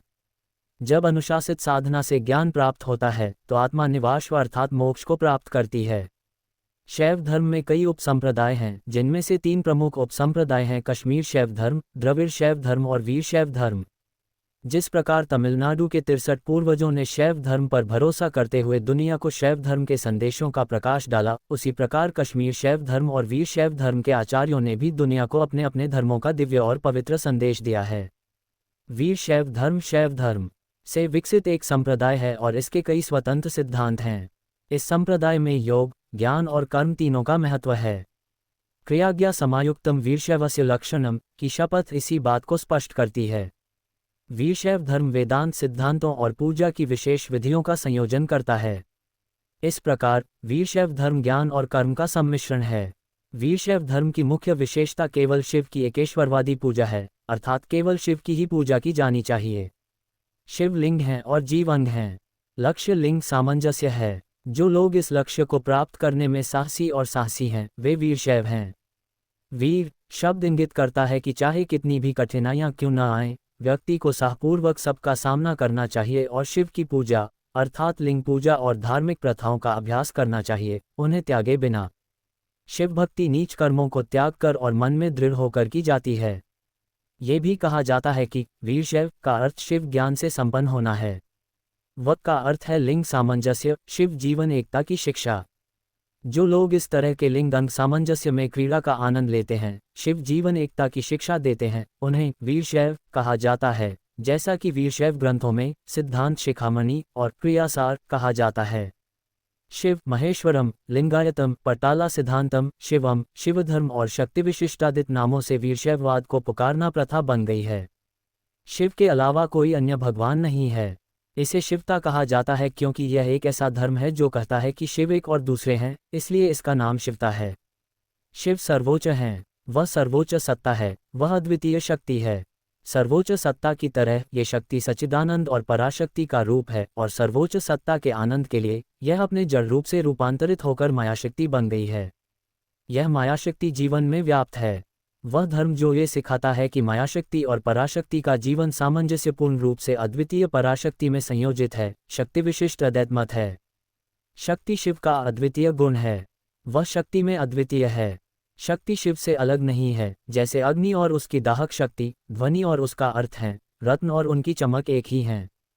इसलिए शिव एक हैं, वह अद्वितीय हैं, लेकिन वह शक्ति में अद्वितीय है।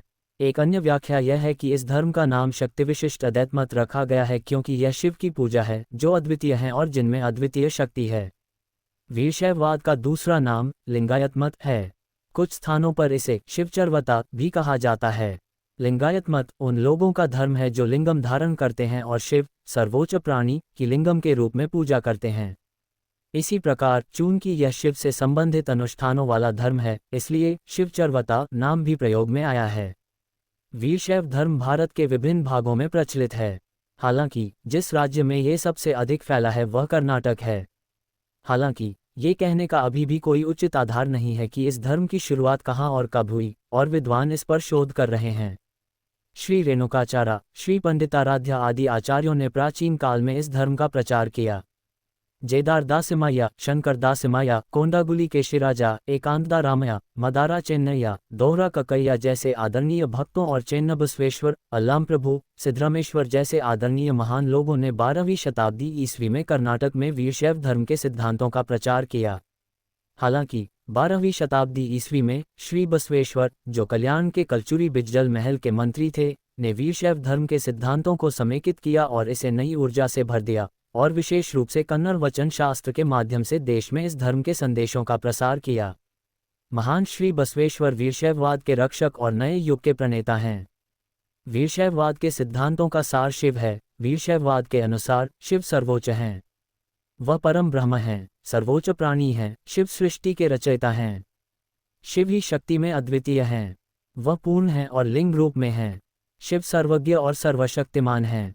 जीव शिव द्वारा निर्मित है, जीव अंग है। जैसे अग्नि से चिंगारियां निकलती हैं, वैसे ही शिव से जीव उत्पन्न होते हैं। यद्यपि अग्नि और चिंगारियां के बीच का अंतर उनके उग्र स्वभाव और कण प्रकृति के कारण है, लेकिन वाहक रूप की प्रकृति में कोई अंतर नहीं है। इस प्रकार यद्यपि जीव और शिव ऊर्जा और कण प्रकृति के रूप में भिन्न हैं, चेतना के रूप में कोई अंतर नहीं है।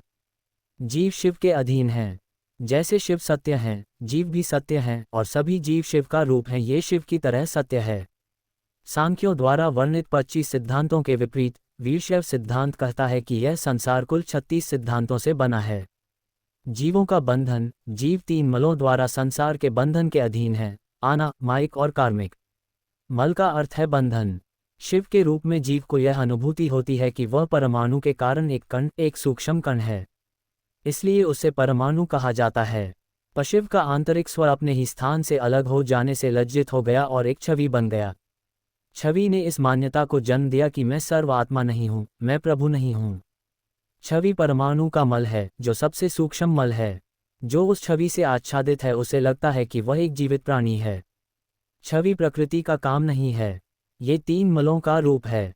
माया माला सूक्ष्म है। इस मल के कारण ही जीव को यह भेद प्राप्त होता है कि मैं शिव नहीं हूँ, शिव मैं नहीं हूँ। ज्ञान कर्म नहीं है, कर्म ज्ञान नहीं है। मुझे इसका ज्ञान न होना ही मुख्यतः माया मल अर्थात कर्म का प्रभाव है। श्रम मल ही विद्यालय है। मूल तत्व से उत्पन्न विद्यालय शरीर ही श्रम मल है। दैहिक इंद्रियों का मल ही श्रम मल का बंधन है। कर्म मल का प्रभाव है कि मैं पुण्य कर्मों का तथा उनसे उत्पन्न होने वाले सुख दुखों का भागी हूँ। अनाव मैल से आवृत होने के कारण जीव अणु कहलाता है। नैव मैल से आवृत होने तथा अल्पज्ञ होने का ज्ञान होने के कारण अल्पज्ञ कहलाता है। पुण्य कर्मों के अधीन होने तथा शरीर की इंद्रियों से बद्ध होने के कारण पशु कहलाता है तथा कर्म मल के अधीन होने के कारण इसके 3 नाम हैं। इन 3 प्रकार की मालाओं के फलस्वरूप ही आत्मा जन्म मरण के इस चक्र में फंसकर सुख दुख का अनुभव करती है। मोक्ष विचार 3 प्रकार की मालाओं के अधीन आत्मा साधना द्वारा अंततः शिव स्वरूप को प्राप्त कर शिव से एकाकार होकर स्वयं शिव हो जाती है। वीरशैव मत के अनुसार आत्मा शिव से एकाकार हो जाती है, पशिव बन जाती है तथा लिंग और इंद्रियों के साथ सामंजस्य स्थापित कर लेती है। यही मोक्ष का स्वरूप है। मोक्ष माया के सभी बंधनों को तोड़कर शिवत्व परम सत्ता की प्राप्ति है। इस धर्म ने शरीर रहते हुए भी जीवन से मुक्त होना संभव बताकर जीवन से मुक्ति का साधन बताया है।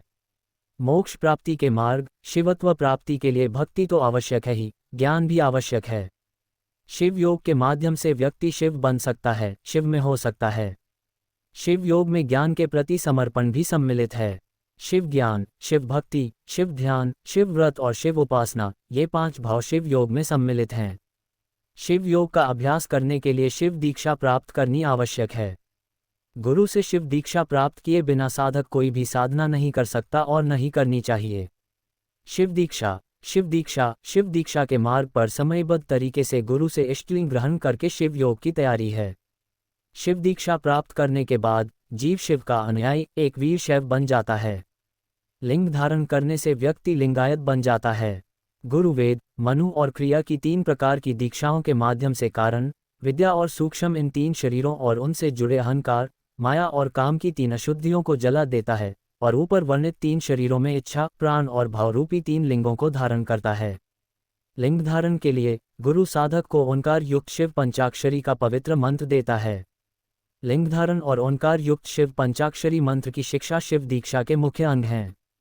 शिव दीक्षा प्राप्त करने और शिवाचारी लिंगायत बनने के बाद शिव योग का अभ्यास करने वाले साधक को पंचाचार, अष्टावरण और शतस्थल के 3 तत्वों को लागू करना चाहिए। ये 3 तत्व मुक्ति के मार्ग के चरण हैं। 5 सिद्धांत शिवाचार, लिंगाचार, सदाचार, भ्रात्राचार और गणाचार ये 5 सिद्धांत हैं। शिवाचार ये दृढ़ विश्वास की शिव ही परब्रह्म, परम सार और परम ब्रह्म है, शिव के अलावा कोई अन्य देवता नहीं है और शिव भक्तों में भेदभाव न करना ही शिवाचार है। लिंगाचार लिंग शिव का रूप है, ये शिव का शब्द है और शिव का अवतार है और अटूट भक्ति के साथ लिंग की दैनिक पूजा लिंगाचार है। मुख्य रूप से 2 प्रकार के लिंग हैं, स्थावर और इष्टलिंग। शिव मंदिर के गर्भगृह में स्थापित लिंग को स्थावर लिंग कहा जाता है, जबकि भक्त द्वारा शरीर पर धारण किए जाने वाले लिंग को इष्टलिंग कहा जाता है। उस इष्टलिंग को गले में धारण करके साधक को प्रतिदिन और मृत्यु तक उसकी पूजा करनी चाहिए। जब साधक शरीर छोड़ता है तो इष्टलिंग उसमें विलीन हो जाता है। सदाचार, पवित्र और धार्मिक जीवन जीना सदाचार है। दीन दुखियों की सेवा, जीवों की सेवा, सदाचार और सत्कर्म, ये सब सदाचार के अंग हैं। नृत्याचार, शिव और शिव भक्तों के प्रति पूर्ण विनम्रता रखना और उन्हें अपने जीवन में उतारना, शिव की सेवा करना, शिव भक्तों के कल्याण के लिए कार्य करना, स्त्री पुरुष और मूक पशुओं सभी के प्रति दयालु और विनम्र होना, ये नृत्याचार हैं। गणाचार, सभी शिवभक्त शिव के गण हैं। शिवभक्तों और शिवयोगियों के समुदाय की हितकारी ढंग से सेवा करना, शिवभक्तों और शिवभक्तों के समुदाय को किसी प्रकार की हानि न पहुंचाने का ध्यान रखना और सहयोग करना, ये श्रेष्ठ कर्म हैं। अष्टावरण, वरण का अर्थ है सुरक्षा कवच। यह न केवल साधक को संसार की अनेक बुरी शक्तियों और संकटों से बचाता है, बल्कि यह अपवरण शिवयोग की साधना में आगे बढ़ने और सिद्धि प्राप्त करने में भी सहायता करता है। ये अष्टावरण हैं: गुरु, लिंग, जंगम, पादोदक, प्रसाद, भस्म, रुद्राक्ष और मंत्र। आइए अब इनकी चर्चा करें। गुरु, गुरु शिव का रूप है। शिव स्वयं भक्तों का उद्धार करने के लिए गुरु के रूप में आते हैं, इसलिए गुरु वास्तव में शिव हैं। गुरु साधक को उचित शास्त्र अनुष्ठानों के अनुसार वीरशैव दीक्षा देते हैं। गुरु का हमेशा सम्मान, स्मरण और पूजन करना चाहिए। चूंकि गुरु साधना के मार्ग पर आगे बढ़े हैं और सिद्धि प्राप्त की है, वे शिष्य को उचित मार्गदर्शन देते हैं और उसका नेतृत्व करते हैं। इसलिए गुरु 8 आच्छादनों में पहला और सबसे महत्वपूर्ण आच्छादन है। 2 लिंग, लिंग भगवान शिव का रूप है। गुरु द्वारा दिया गया और भक्त द्वारा शरीर में धारण किया गया लिंग सबसे पवित्र है। लिंग पूजा प्रतिदिन नियमित रूप से की जानी चाहिए। लिंग पूजा भगवान शिव और भक्त यानी लिंग और अंगन के बीच का दिव्य संबंध है। इष्टलिंग पूजा साधक को उसके जीवन के सर्वोच्च लक्ष्य शिव प्राप्ति की याद दिलाती है। 3 जंगम, केवल वही जिसने शिव प्राप्ति या शिवत्व प्राप्त कर लिया है जंगम है और वह जीवन से मुक्त है। जंगम वे पवित्र आत्माएं हैं जिन्होंने साधना की सिद्धि प्राप्त की है, जो शिव के रूप हैं। उनका आशीर्वाद साधक के लिए सुरक्षा और मार्गदर्शक बन जाता है। साधक को न केवल जीवों का सम्मान करना चाहिए, बल्कि उनकी सेवा और पूजा भी करनी चाहिए। यह मानते हुए कि गुरु, लिंग और जीवों में कोई अंतर नहीं है, वीरशैव साधकों को तीनों के साथ समान सम्मान का व्यवहार करना चाहिए। 4 पादोदक, वह पवित्र जल जिससे गुरु, लिंग और जीवों के चरणों की पूजा और अभिषेक किया जाता है, पादोदक है। साधक को प्रतिदिन भक्तिपूर्वक पादोदक ग्रहण करना चाहिए। जब गुरु और जीव पाद पूजन के लिए उपलब्ध नहीं होते हैं, तो इष्टलिंगोदक हमेशा मौजूद रहता है। चूंकि तीनों, गुरु, जीव और लिंग, में कोई अंतर नहीं है, इसलिए पादोदक में भी कोई अंतर नहीं है। जिस जल से गुरु, जीव और लिंग के पवित्र चरण धोए जाते हैं, वह कृपा और आशीर्वाद का प्रतीक है। शिवागमों में इसका प्रमाण मिलता है। 5 प्रसाद, प्रसाद वह वस्तु है जो भगवान को अर्पित की जाती है और फिर ग्रहण की जाती है। शिवभक्त जो भोजन ग्रहण करते हैं, उसे शिवलिंग पर अर्पित करके शिव का प्रसाद मानकर ग्रहण करना चाहिए। गुरु या जीवों को अर्पित की गई कोई भी वस्तु भी प्रसाद बन जाती है। प्रसाद समर्पण का प्रतीक है और लिंग को सब कुछ अर्पित करने का प्रतीक है। प्रसाद के पीछे सिद्धांत यह है कि एक शिव भक्त में समर्पण की भावना होनी चाहिए कि कुछ भी उसका नहीं है, सब कुछ शिव का है। एक शिव भक्त को प्रतिदिन प्रसाद ग्रहण करना चाहिए। इससे साधक में ये भावना उत्पन्न होती है कि सब कुछ शिव का है और शिव ही सबके स्वामी हैं। 6 भस्म, विभूति। भस्म एक पवित्र वस्तु है जो साधक को आंतरिक और बाह्य पवित्रता प्राप्त करने में मदद करती है। दिव्य ज्ञान शक्ति जो जीवन को घेरने वाले काम आदि के मैल को जला देती है और शिव का ज्ञान देती है, उसे भस्म कहा जाता है। इस सिद्धांत के बाहरी प्रतीक के रूप में विभूति धारण करना एक वीरशैव साधक के लिए एक आवश्यक सहायक है। विभूति त्याग का प्रतीक है और भस्म शरीर पर धारण की जाती है। उपरोक्त नियमों के अनुसार इसे धारण करके शिव का ध्यान करना चाहिए। भस्म वैराग्य का प्रतीक है और एक पवित्र उपकरण भी है जो स्मरण को जागृत करता है शिव का। 7 रुद्राक्ष, रुद्राक्ष भगवान शिव का दिव्य ज्ञान नेत्र है। जब रुद्र ने राक्षसों का वध करते समय अपनी आंखों से उनकी ओर देखा तो उनकी आंखों से आंसू बह निकले।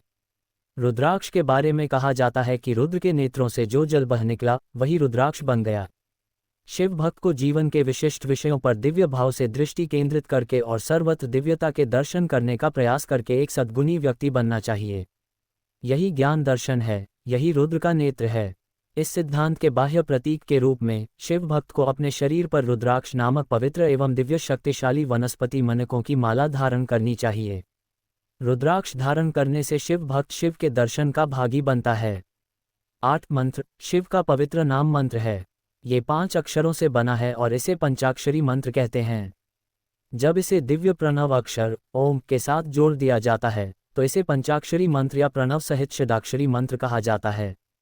नमः शिवाय शिव पंचाक्षरी मंत्र एक पवित्र पंचाक्षरी मंत्र है। भक्त को गुरु के निर्देशानुसार प्रणव अक्षर ओम के साथ शिव पंचाक्षरी मंत्र का जाप करना चाहिए। यह मंत्र केवल अक्षरों का संग्रह नहीं है, ये शिव का नाद रूप है और शिव में है। इस मंत्र में मनुष्य प्राणी के चारों ओर व्याप्त अशुद्धियों को दूर करने और उसे पवित्र बनाने की दिव्य शक्ति है। शिव पंचाक्षरी मंत्र का उल्लेख वेदों और आगमों में मिलता है और यह एक पवित्र मंत्र है जो सभी के लिए कल्याणकारी है। ऊपर वर्णित 8 बिंदुओं का शिव भक्तों को प्रतिदिन सही ढंग से पालन करना चाहिए। इसे अष्टावरण व्रत कहते हैं। एक शिव योगी जो 5 शीलों और अष्टावरण व्रत से पूर्ण है उसे पट्टालय योग का अभ्यास करना चाहिए और शिव प्राप्ति प्राप्त करनी चाहिए। पट्टालय योग षट का अर्थ है 6, स्थल का अर्थ है स्थान, योग का अर्थ है मिलन। पट्टा का अर्थ है 6 स्थानों में मिलन। इस शब्द का एक और अर्थ है। स्थल का अर्थ है परतत्व या पशिव। स्थ अक्षर उस स्रोत या स्थान को इंगित करता है जहाँ से दृश्यमान जगत की उत्पत्ति और प्राप्ति होती है। अपने अस्तित्व के लिए अपनी चेतना। लक का अर्थ है संसार, वह लक्ष्य जिसकी ओर वह यात्रा करता है और अंतिम गंतव्य। चूंकि संसार शिव से उत्पन्न होता है और शिव द्वारा ही विलीन होता है, इसलिए वीरशैव सिद्धांत में शिव को स्थल कहा गया है। स्थलयोग का अर्थ है शिव के साथ एकाकार हो जाना। षट का अर्थ है 6। इसका समग्र अर्थ है 6 स्थानों पर शिव के साथ एकाकार हो जाना। इसका अर्थ है कि शिव को किसी के साथ एकाकार होने की आवश्यकता नहीं है, बल्कि वे स्वयं जीवन हैं। चूंकि शिव एकाकार हो जाते हैं, इसलिए षटस्थल योग में जीवन शिव के साथ एकाकार हो जाता है। षटस्थल योग का दूसरा नाम शिव योग है। योग की दृष्टि से जीवन शरीर में 6 स्थानों पर 6 दिव्य चक्र दिखाई देते हैं। उनमें दिव्य कमल होते हैं। शिव उन प्रत्येक कमल में लिंग रूप में विद्यमान हैं। प्रत्येक कमल में विराजमान शिव का एक नाम है। षटस्थल योग का लक्ष्य शिव योग साधक के लिए अपने शरीर के इन 6 स्थानों में योग लिंग के रूप में शिव का साक्षात्कार करना, शिव एकत्व प्राप्त करना और जीवन से मुक्ति प्राप्त करना है। जिसके गहन यौगिक विचार लिंग शरीर के किन स्थानों में मौजूद हैं, इसकी पृष्ठभूमि क्या है, षटस्थल सिद्धांत में विस्तार से बताया गया है। शरीर के 6 चक्र, लिंग और कमल जो योग स्थल हैं, बाहरी आंखों से दिखाई नहीं देते हैं। वे वातस्थल सिद्धांत में कहा गया है कि साधक केवल दिव्य यौगिक दृष्टि से ही देख सकता है। यद्यपि शिव अद्वितीय हैं, उन्होंने अपने ईशाचलन द्वारा स्वयं को 2 रूपों लिंग और अंग में प्रकट किया। जबकि लिंग पूजा स्थल में है, अंग पूजा स्थल में है। इस प्रकार शरीर में योग के प्रत्येक 6 चक्रों में 6 लिंग और 6 अंग होते हैं, प्रत्येक में एक, और शिव योगी को योग के माध्यम से प्रत्येक चक्र में लिंग और अंग के बीच सामंजस्य स्थापित करना चाहिए। शरीर में 6 लिंगों का स्थान इस प्रकार है। चक्र कोरिसो 1 मूलाधार में, आचालिंग 2 स्वाधिष्ठान में, गुरुलिंग 3 मणिपुर 4 अनाहत चक्र में, जंगम लिंग 5 विशुद्ध चक्र में, प्रसादलिंग 6 आज्ञा चक्र में। महालिंग वह स्थान जहाँ शिवलिंग और अंग दोनों में मौजूद है। इसका मतलब है कि शिव दोनों में मौजूद है। फिर प्रत्येक लिंग और अंग को 3 प्रकार से रूपांतरित किया गया, जिससे कुल 6 लिंग और 6 अंग बन गए। इस प्रकार इष्ट, प्राण, भाव और 3 अंग त्यागगंगा, भोगंगा और योगंगा के 3 लिंग बनाए गए। फिर भावलिंग से महालिंग प्रसाद लिंग उत्पन्न हुए। प्राणलिंग से शिवलिंग, जंगमलिंग, चालिंग उत्पन्न हुए। इष्टलिंग से गुरुलिंग, आचालिंग उत्पन्न हुए। शिव के भीतर की ऊर्जा प्रकट हुई और 6 प्रकार की हो गई, अर्थात 1 चाचकति, 2 पराशक्ति, 3 आदिशक्ति, 4 इच्छाशक्ति, 5 ज्ञानशक्ति, 6 क्रियाशक्ति। यह ऊर्जा क्रमिक रूप से महालिंग, जंगमलिंग, गुरुलिंग और आचालिंग से जुड़ गई। त्यागगंगा, भोगगंगा और योगांग के 6 अंगों से क्रमशः 6 लिंगों का निर्माण हुआ, अर्थात 1 महेश्वर और भक्त, 2 प्राणलिंग और प्रसादी, 3 शरण और ऐक्य। लिंग की पूजा या वंदना की जाती है, अंग उपासक या उपासक है। शिव योगी साधक को त्यागगंगा से योगांग तक 6 चरणों के माध्यम से शिव एकता प्राप्त करने के लिए उपयुक्त साधना के माध्यम से ऊपर उठना होता है। षटस्थल योग सिद्धांत प्रत्येक अंग लिंग के महत्व और अर्थों की विस्तृत व्याख्या करता है और विस्तृत निर्देश देता है कि शिव भक्त को योग के माध्यम से इन 6 स्थानों में मौजूद शिव शक्ति से कैसे जुड़ना चाहिए। पंचाचार और अष्टावरण व्रतों के साथ शतस्थल योग का अभ्यास करके शिव भक्त धीरे धीरे अपने योग अभ्यास में प्रगति करता है और अंततः शतस्थल योग की सिद्धि प्राप्त करता है। यही कैवल्य है। शतस्थल योग के माध्यम से शिव भक्त के गुण प्राप्त होते हैं और वह लिंगायक बन जाता है, अर्थात सामंजस्यपूर्ण यौन अंग वाला व्यक्ति शिव का अनुभव करता है, शिवोहम भावनानुभव संपन्न का अनुभव करता है और असीम आनंद का अनुभव करता है। एक शिवयोगी जो इस अवस्था को प्राप्त करता है उसके वैकल्पिक नाम शतस्थल ब्रह्म और अतिवर्णाश्रमी हैं। एक शिवयोगी जिसने अपने जीवन के साथ इस अवस्था को प्राप्त किया है वह शिव की जीवन मुक्त शरण बन जाता है। इस प्रकार वीरशैवमत में वर्णित साधना करके शिव का वर प्राप्त करने के लिए साधक को कर्म, भक्ति और ज्ञान को अपनाना चाहिए। इन तीनों का वीरशैवमत में उचित स्थान है। वीरशैवमत में अहिंसा, समानता, सार्वभौमिक प्रेम, दया और सहानुभूति के विचारों का विशेष महत्व और स्थान है। वैतत्समयुक्तम वीरशैवस्य लक्षणम, शास्त्र के अनुसार वीरशैवों ने शतस्थलयोग के अभ्यास में दैत्य को और सिद्ध अवस्था में अदित को स्वीकार किया है। वीरशैव धर्म वेदों, उपनिषदों, आगमों, पुराणों, स्मृतियों और तंत्र पर आधारित है। वीरशैव धर्म, जो वर्ण आश्रम धर्म, वेदोक्त कर्मकांड के यज्ञ यागादि का पालन नहीं करता, वेदों के ज्ञान कांड को स्वीकार करता है और एक तांत्रिक वैदिक धर्म है। जिस धर्म ने घोषित किया कि शक्रमाता शिव शक्ति के मामले में दोनों के बीच कोई अंतर नहीं है और शिव को सर्वोच्च घोषित किया, वह शैव धर्म बन गया। जिस परंपरा ने कहा कि शक्ति सर्वोच्च है और देवी के रूप में सर्वोच्च सत्ता की पूजा की जाती है, वह शक्ति परंपरा बन गई। शाक्त और शैव धर्म के सिद्धांत काफी हद तक समान हैं और बहुत कम अंतर है, इसलिए ये कहा जा सकता है कि शाक्त और शैव धर्म एक ही तने की दो शाखाओं की तरह हैं। जीवों द्वारा मोक्ष प्राप्ति हेतु अपनाई जाने वाली विधियों और साधनाओं की दृष्टि से शैव और शाक्तमत में विधि विधानों में विशेष अंतर हैं। शाक्तमत को शाक्तमत, तंत्रमत, तांत्रिक मत और देवीपंथ भी कहते हैं। तांत्रिक मत का अर्थ है सिद्धांतों और मंत्रों से युक्त धर्म। कामिकागमन तंत्र पटल में तंत्र क्या है, इसकी व्याख्या इस प्रकार की गई है। तनोति विपुलम अर्थान तंत्र मंत्र समान्वितान त्राण च कुरुते यस्मात् तंत्रमित्यब्दीयते। ये शास्त्र तंत्र माना जाता है क्योंकि यह तंत्र और मंत्रों से युक्त अनेक अर्थ बताता है और मनुष्य की रक्षा करता है। चूंकि यह ईश्वर को शक्ति, भगवती, देवी, दानर्गे, सरस्वती, लक्ष्मी, महाकाली, ललिते, त्रिपुर सुंदरी, राजराजेश्वरी आदि नामों से संबोधित करने वाला और तदनुरूप विचार रखने वाला संप्रदाय है, इसलिए इसे देवीपंथ, शाक्तपंथ कहा जाता है। शाक्त धर्म के विवरण से ज्ञात होता है कि शाक्त धर्म मूलतः वेदों में पाए जाने वाले श्री सूक्त, भू सूक्त, दुर्गा सूक्त और अम्बरी सूक्त के आधार पर बना था। हालांकि शक्ति तंत्र और शाक्त आगम ग्रंथ इस संप्रदाय के महत्वपूर्ण मानक ग्रंथ हैं। हालांकि अन्य उपनिषद भी हैं जो शाक्त परंपरा की व्याख्या करते हैं, जिनमें त्रिपुर उपनिषद, भावनाउपनिषद, कौलोपनिषद प्रसिद्ध हैं।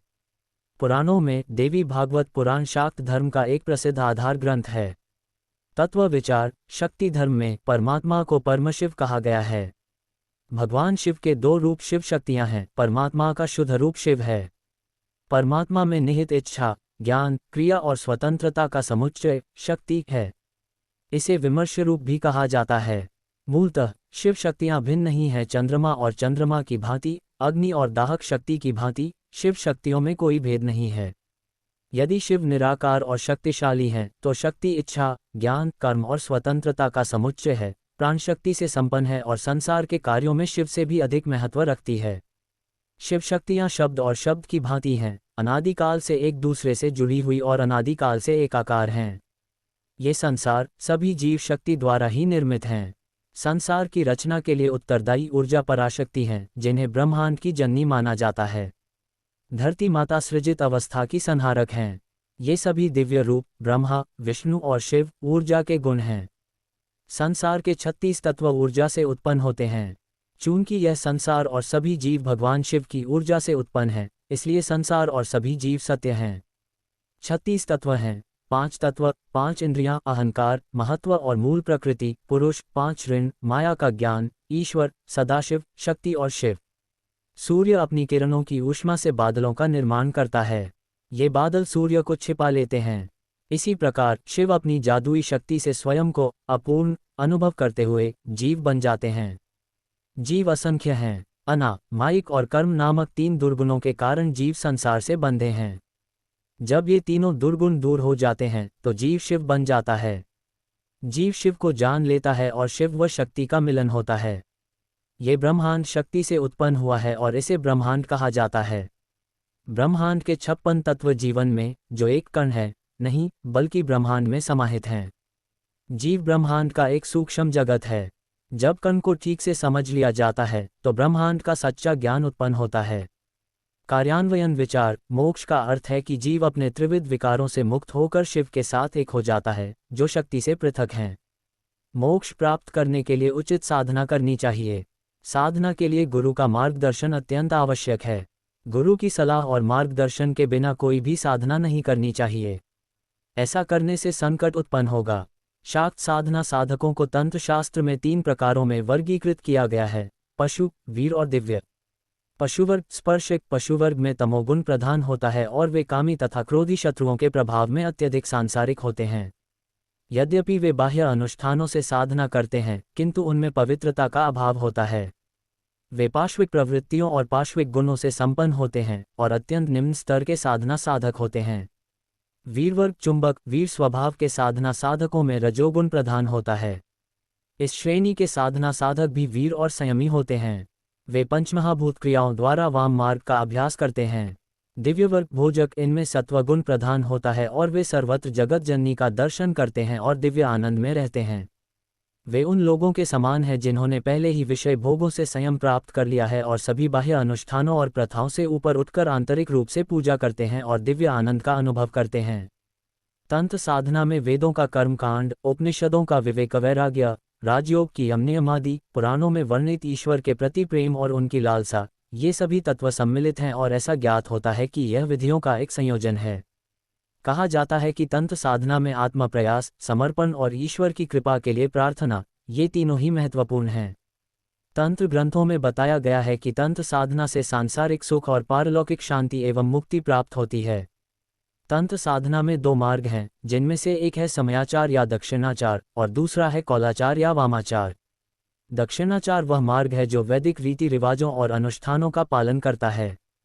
यह पारंपरिक, वैदिक और दिव्य मार्ग है। इन मार्गों में वे लोग हैं जो विशेष रूप से कौंडादी यंत्र, मंत्र और तंत्र के माध्यम से भगवती श्रीललिता, त्रिपुर सुंदरी और श्रीराज राजेश्वरी की आराधना करते हैं।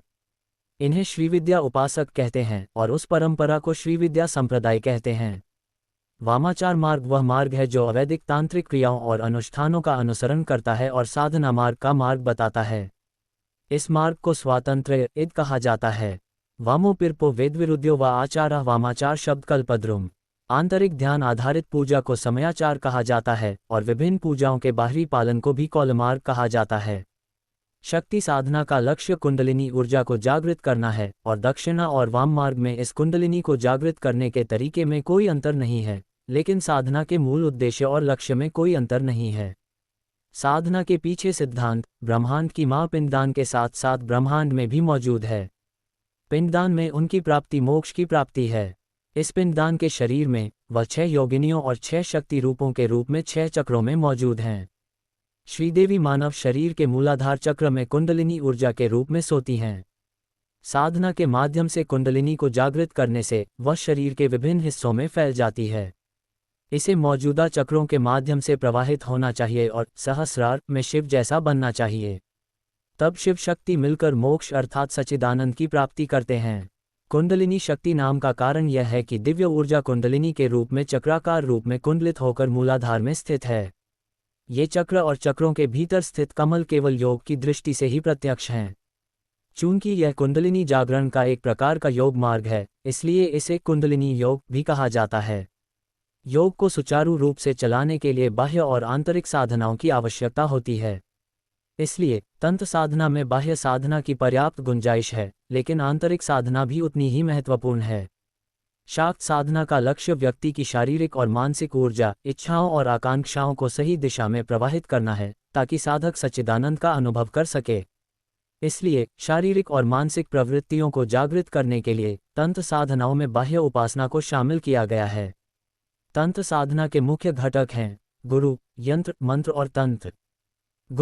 गुरु वह व्यक्ति होता है जिसने तंत्र में सिद्धि प्राप्त कर ली हो। यंत्र साधना में पूजा की वस्तु बाह्य वस्तु है। देवी देवता देवी के सच्चे प्रतिनिधि हैं, स्पर्श पटल हैं। सभी मंत्र रेखाओं, बिंदुओं, सीधी और टेढ़ी मेढ़ी रेखाओं से खींचे गए हैं और धातु की पट्टियों पर उत्कीर्ण हैं। जगत जननी, जो ऊर्जा का स्वरूप है, मानव शरीर में किसी भी रूप में निवास करती हैं। प्रतीकात्मक रूप से यंत्र संकेत करते हैं। सभी यंत्रों में श्री चक्र यंत्र सबसे पवित्र, महान और प्रसिद्ध है। ऐसा कहा जाता है कि श्री चक्र जगत जननी का सच्चा रूप है। चक्र सपी महेश न भेदलेशोपि भाव्यते विबुध कामकला विलासा। ये यंत्र रेखाओं के माध्यम से श्री देवी का स्वरूप है और यंत्र और देवी के बीच कोई अंतर नहीं है।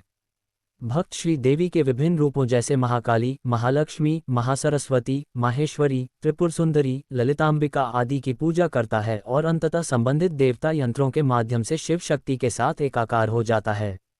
मंत्र मन्नात् त्रायते इति मंत्र, अर्थात वह मंत्र जो मनन करने पर मोक्ष प्रदान करता है।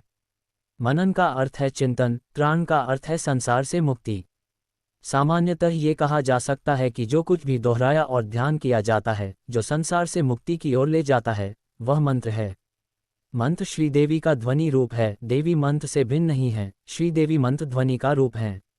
मंत्र के उच्चारण और ध्यान से ध्वनि ऊर्जा उत्पन्न होती है और इसके माध्यम से देवी की शक्ति प्रकट होती है और साधक को देवी के अस्तित्व का बोध होता है और उसे कृपा का आशीर्वाद प्राप्त होता है। श्रीदेवी के सभी नाम मंत्र हैं, अक्षर उनकी वर्णमाला हैं। उनमें से 15 अक्षरों वाला मंत्र पंचदशाक्षरी श्रीदेवी के मंत्र का स्वरूप है और सबसे पवित्र, महत्वपूर्ण एवं महत्वपूर्ण है। शाक्त साधना में यह मंत्र शक्ति गायत्री के नाम से प्रसिद्ध है। साधक को यह मंत्र गुरु से निर्देशानुसार ग्रहण करना होता है, क्योंकि यह मंत्र गुप्त है। मंत्र जप से साधक को यह ज्ञात हो जाता है कि मंत्र और मंत्र के देवता भिन्न नहीं हैं। तंत्र, यंत्र और मूर्ति के माध्यम से श्रीदेवी की पूजा करना, गुरु द्वारा बताए गए मंत्रों का प्रयोग करना और कुंडलिनी योग का अभ्यास करना, इन सभी प्रक्रियाओं को तंत्र कहा जाता है। तंत्र में पूजा और उपासना की अनेक बाह्य विधियां हैं, जैसे मुद्रा, न्यास आदि। तंत्र यंत्र मंत्र योग का पूरक है। शाक्त साधना के अंग 1 उपासना, मूर्ति, यंत्र की पूजा। 2 व्रत, उपवास, नियमित और ऋतुओं में पूजा करना। 3 तप, यमनियमादि अनुशासनों का पालन। 4 शुद्धि। 5 जप मंत्रों का पाठ, चिंतन। 6 स्तव श्रीदेवी के भजनों का पाठ। 7 न्यास शरीर के विभिन्न अंगों पर देवी की उपस्थिति की भावना के साथ मंत्रों का भावनात्मक जप और उन्हें नियमानुसार उंगलियों से स्पर्श करना। 8 मुद्रा, हाथों से व्यक्त प्रतीकात्मक इशारे, इसके माध्यम से मानसिक और आध्यात्मिक भावनाएं व्यक्त होती हैं और साधक देवी के प्रेम में आसक्त हो जाता है। 9 ध्यान, एक मन से इच्छित देवता का चिंतन। 10 होम, समर्पण का भावनात्मक प्रतीकात्मक कार्य। शाक्त साधना के चरण। शाक्त साधक के लिए शरीर ही मुख्य साधन है। शरीर के विभिन्न अंगों में शक्ति के विभिन्न स्वरूपों जैसे देवताओं का निर्धारण, शरीर के तीनों तत्वों विद्या, सूक्ष्म कारण का शुद्धिकरण, प्राणायाम, ध्यान, देवी के प्रतीक यंत्र प्रतिमाओं में प्राण अर्पण करना तथा उनका बाह्य एवं मानसिक पूजन करना, ये शक्ति साधना के मुख्य तत्व हैं। शरीर में 6 योग चक्र निम्नलिखित स्थानों पर स्थित हैं। 1 मूलाधार, रीढ़ के अंत में स्थित स्थान। 2 स्वाधिष्ठान, जननांगों से थोड़ा ऊपर। 3 मणिपुर, नाभि के पास। 4 अनाहत, हृदय के पास। 5 विशुद्ध, कंठ के पास। 6 आज्ञा, दोनों भौहों के बीच। इन सब के ऊपर सहस्रार चक्र है, जो 1000 पंखुड़ियों वाला कमल के आकार का है। शक्ति, शिव और शिव की एकता प्राप्त करने के लिए साधक को ध्यान के जिन चरणों पर चढ़ना होता है, वे हैं कुंडलिनी योग द्वारा प्राप्त शक्ति को सुविधाजनक रूप से पंचशोपना कहा जा सकता है। वे हैं शून्य स्नान, स्नान बाह्य शुद्धि है।